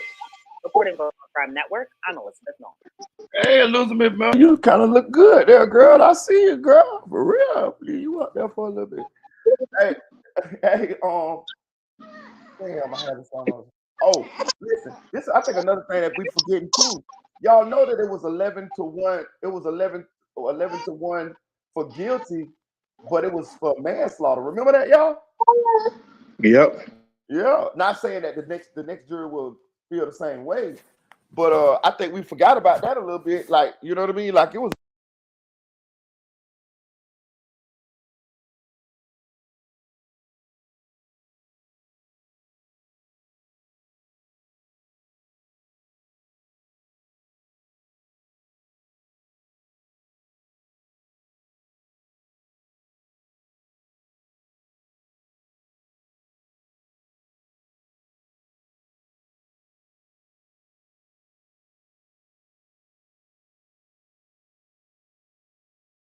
I'm in this live. I gotta get my ass to this mall, and then I gotta go to the barbershop, then I gotta hit the gym for a little bit. You know what I'm saying? I'm trying to, you know what I'm saying? It's winter time, so you know what I'm saying. By the time it's springtime, I'm trying to be like springtime fine. You know what I'm saying? Get me some more tattoos and shit. So when I pop out on that, they'll be like, oh, Marita. You know what I'm saying? Like, oh, Marita. You a fool.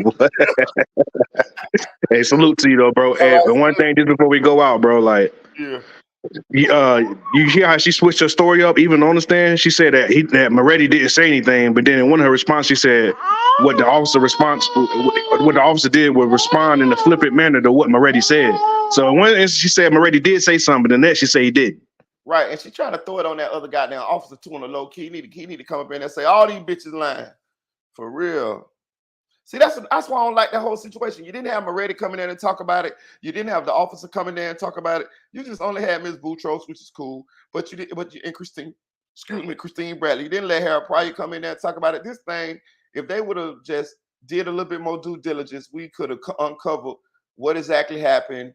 We know what happened, but I'm saying it would have been, you know what I'm saying, set in stone, and this shit would have been out in the open as to what happened and who need to be held accountable. But they covering it up. They covering it up now.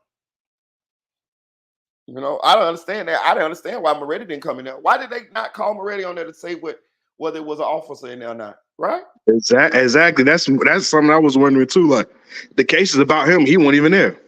Right.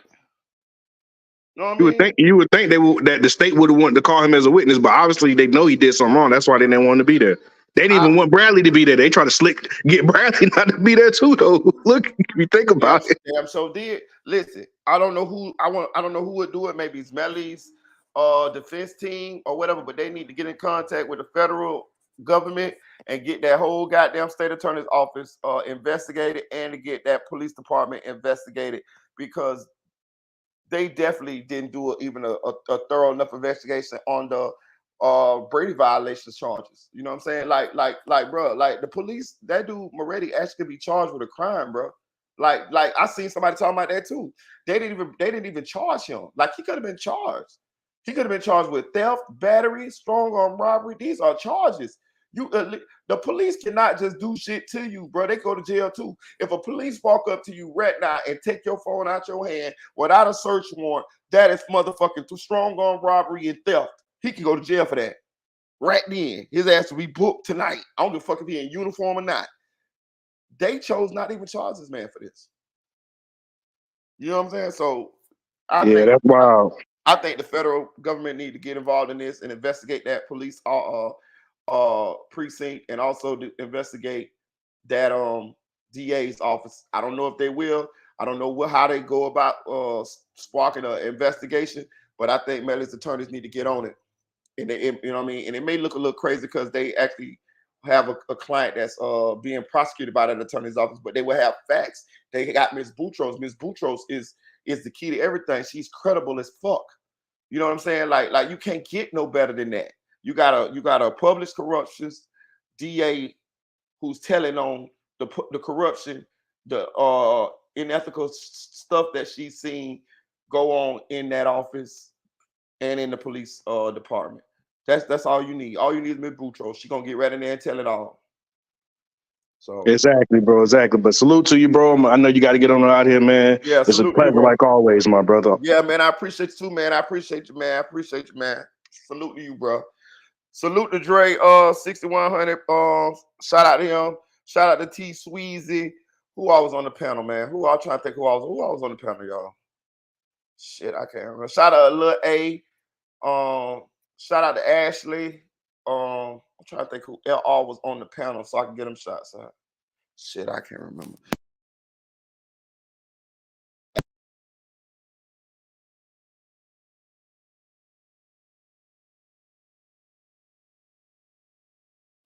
Yeah. You my little yeah. That what they be saying. That what they be saying in the NO. Shout out to Anonymous One. Go subscribe to my boy channel. Shout out to Renata McCoggle. Appreciate you, Renata, for stopping through. Shout out to Chick 1000, aka the Chick 1K. Shout out to Anthony Juarez. Appreciate you, gang. Who else is up here? Who else up here talking? There was somebody else up here talking, bro. Oh, damn, I got the name on the tip of my tongue, dog. I can't remember, dog. I can't remember. Shout out to Charmar, aka Charizard. No, just bullshit. Who else? Who else? Shout out to Cody Lee. Shout out 985J. Appreciate you, gang. Who else? Let's keep going. Shout out to War of Laws. Appreciate you, gang. Oh, boy, got a hell of a name. War of Laws, huh? Shout out to Lil A. I think I already said Lil A. Shout out to Black Kid. Appreciate you, gang. Black Kid, you see them motherfucking, you see them slabs. My son bring it in. I'm going fishing. I'm gonna go fishing with him Saturday. I'm gonna whoop his ass out there because he called me talking shit like he could beat me fishing. But he can't beat me fishing. I don't want who taught him how to fish. Shout out to Flyboy Michael for your ass is grass Saturday out there on that fish creek. And I'm gonna tell y'all something. If y'all a father, man, take y'all son fishing, man. It's some things that you should do as a father with sons. Play football. I mean, throw the football with them, throw the baseball with them. You know what I'm saying? Take them fishing, teach them how to ride a bike, shit like that. You know what I'm saying? Yeah, man. So I'll be out there with my son this Saturday, man. Shout out to Kel1K. Shout out to Jane Joel. Jane Joel talking about why he ain't got a wrench. Hey, my nigga, check this out, bro. Just chill, shawty. Just chill, shawty. Why I ain't got a wrench? Why I ain't got a wrench? Bro, listen, you're part of the Squiddy, dog. You've been here for a while. This is a process, bro. It's a process. Just chill, gang. Just chill. We fucks with you. You know?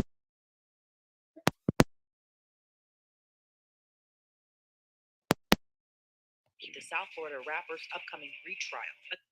You know what I'm saying? Part of the Squiddy. You part of the Squiddy. You home, you family. Shout out to M Rose.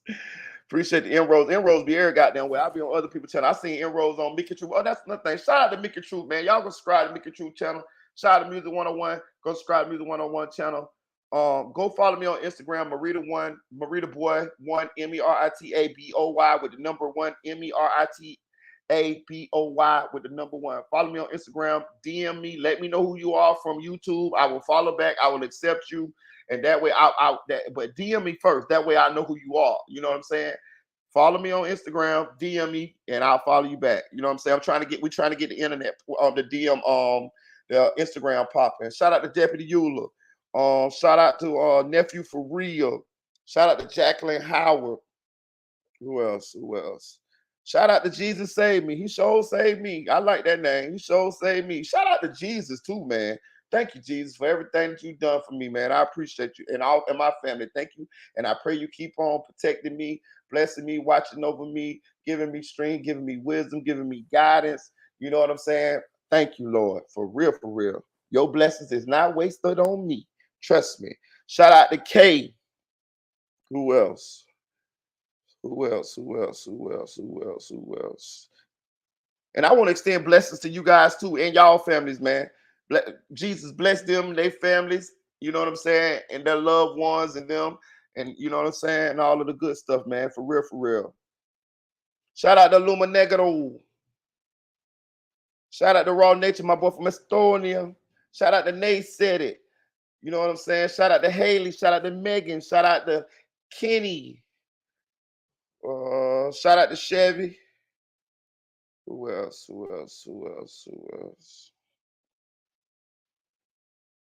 Shout out to Trigger Man, tell him goddamn me. Shout out to Audio Crack 22. Shout out to Pooh Black. I be getting everybody shots out. Shout out to Mr. Clean Anthony. Shout out to Erica Coens. Appreciate you, gang. Shout out to Yoli. Appreciate you, Yoli. You. Shout out to Presto Kenny. Kenny Presto. That's on team right there. Shout out to John Waldo. Appreciate you, John. Who else? Shout out to Don't Even Worry About It. Appreciate you. Of course, shout out to T Sweezy. Shout out to Real Supreme Justice. Appreciate you, gang. Who else? Who else? Who else? Shout out to Samara Jackson, aka Peanut. Shout out to Invisible Woman. Adrian, what's up, girl? Shout out to Yellow Diamond. That's our Dominican princess. Que lo que, my name? Who else? Who else? I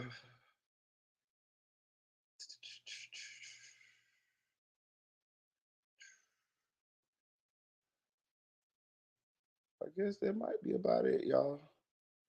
I gotta get out this door. Shout out Truth Be Told 1123. Appreciate your Truth. Truth be rocking with us a lot, bro. For real, for real. Shout out to Poetry 2000. Shout out to old nappy head ass PJ. I ain't seen PJ in a while. He might have to find somebody else to troll. I might make a video about PJ. You know what I'm talking about? Like he used to make videos about me, selling me out shit. I might make a video about his little peasy head ass. I know how to get him. All I gotta do is talk shit to him. He'll come back. That nigga got a rate off of bullshit. He'll be back. Shout out to old ugly ass Peanut. I mean PJ. Shout out to old ugly ass PJ. Shout out to K. If any of y'all see you PJ on the YouTube screens, tell him Marita Boy been talking about him on this channel. Say Marita Boy was talking shit about you, PJ. Watch, he'll pop up like a genie in a lamp. Tell him we blocked that nigga about 20 times one day. That nigga kept coming back. That nigga a maniac pest. I swear. I swear. I swear. You know, that's how we say it in Florida. I swear.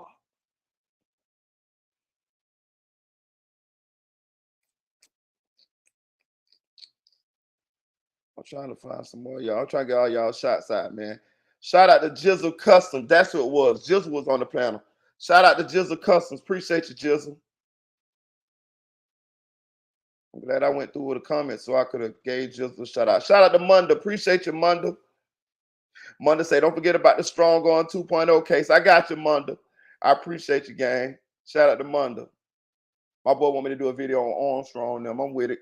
I'm with it. I know a lot about that little situation. Plus, I still know a lot of people that's close to the situation, right? And I could get, you know, a little information, the feeling, the stuff that I don't know. Shout out to this Aaron's Way. You know, Aaron been rocking with us for a while. Shout out to Kentucky Shannon TV. Appreciate you, Kentucky Shannon. I've been all on your Instagram. I've been on all y'all Instagrams, to be real with you. That's why I say it's cool if you guys DM me and let me know who you are, and then I'll follow you back. Because as soon as I do that, I go straight to your Instagram. You know what I mean? And go to looking around. Y'all know I'm nosy than a motherfucker. I'll be right on your goddamn Instagram. Hey, Edie, you ain't been DMing me lately, girl. But I would threaten you, but you from Memphis, you'll have me knocked off, boy. Y'all ain't nothing to be fucked up with, boy. How the fuck is all the murder rates went down in every major city across America except Memphis? Man, I'm scared of you, Eddie. I'm scared of you, Eddie, girl. Goddamn, you done let Memphis scare off your little internet boyfriend. God damn. Hey, they said PJ got a job. He got a job, actually.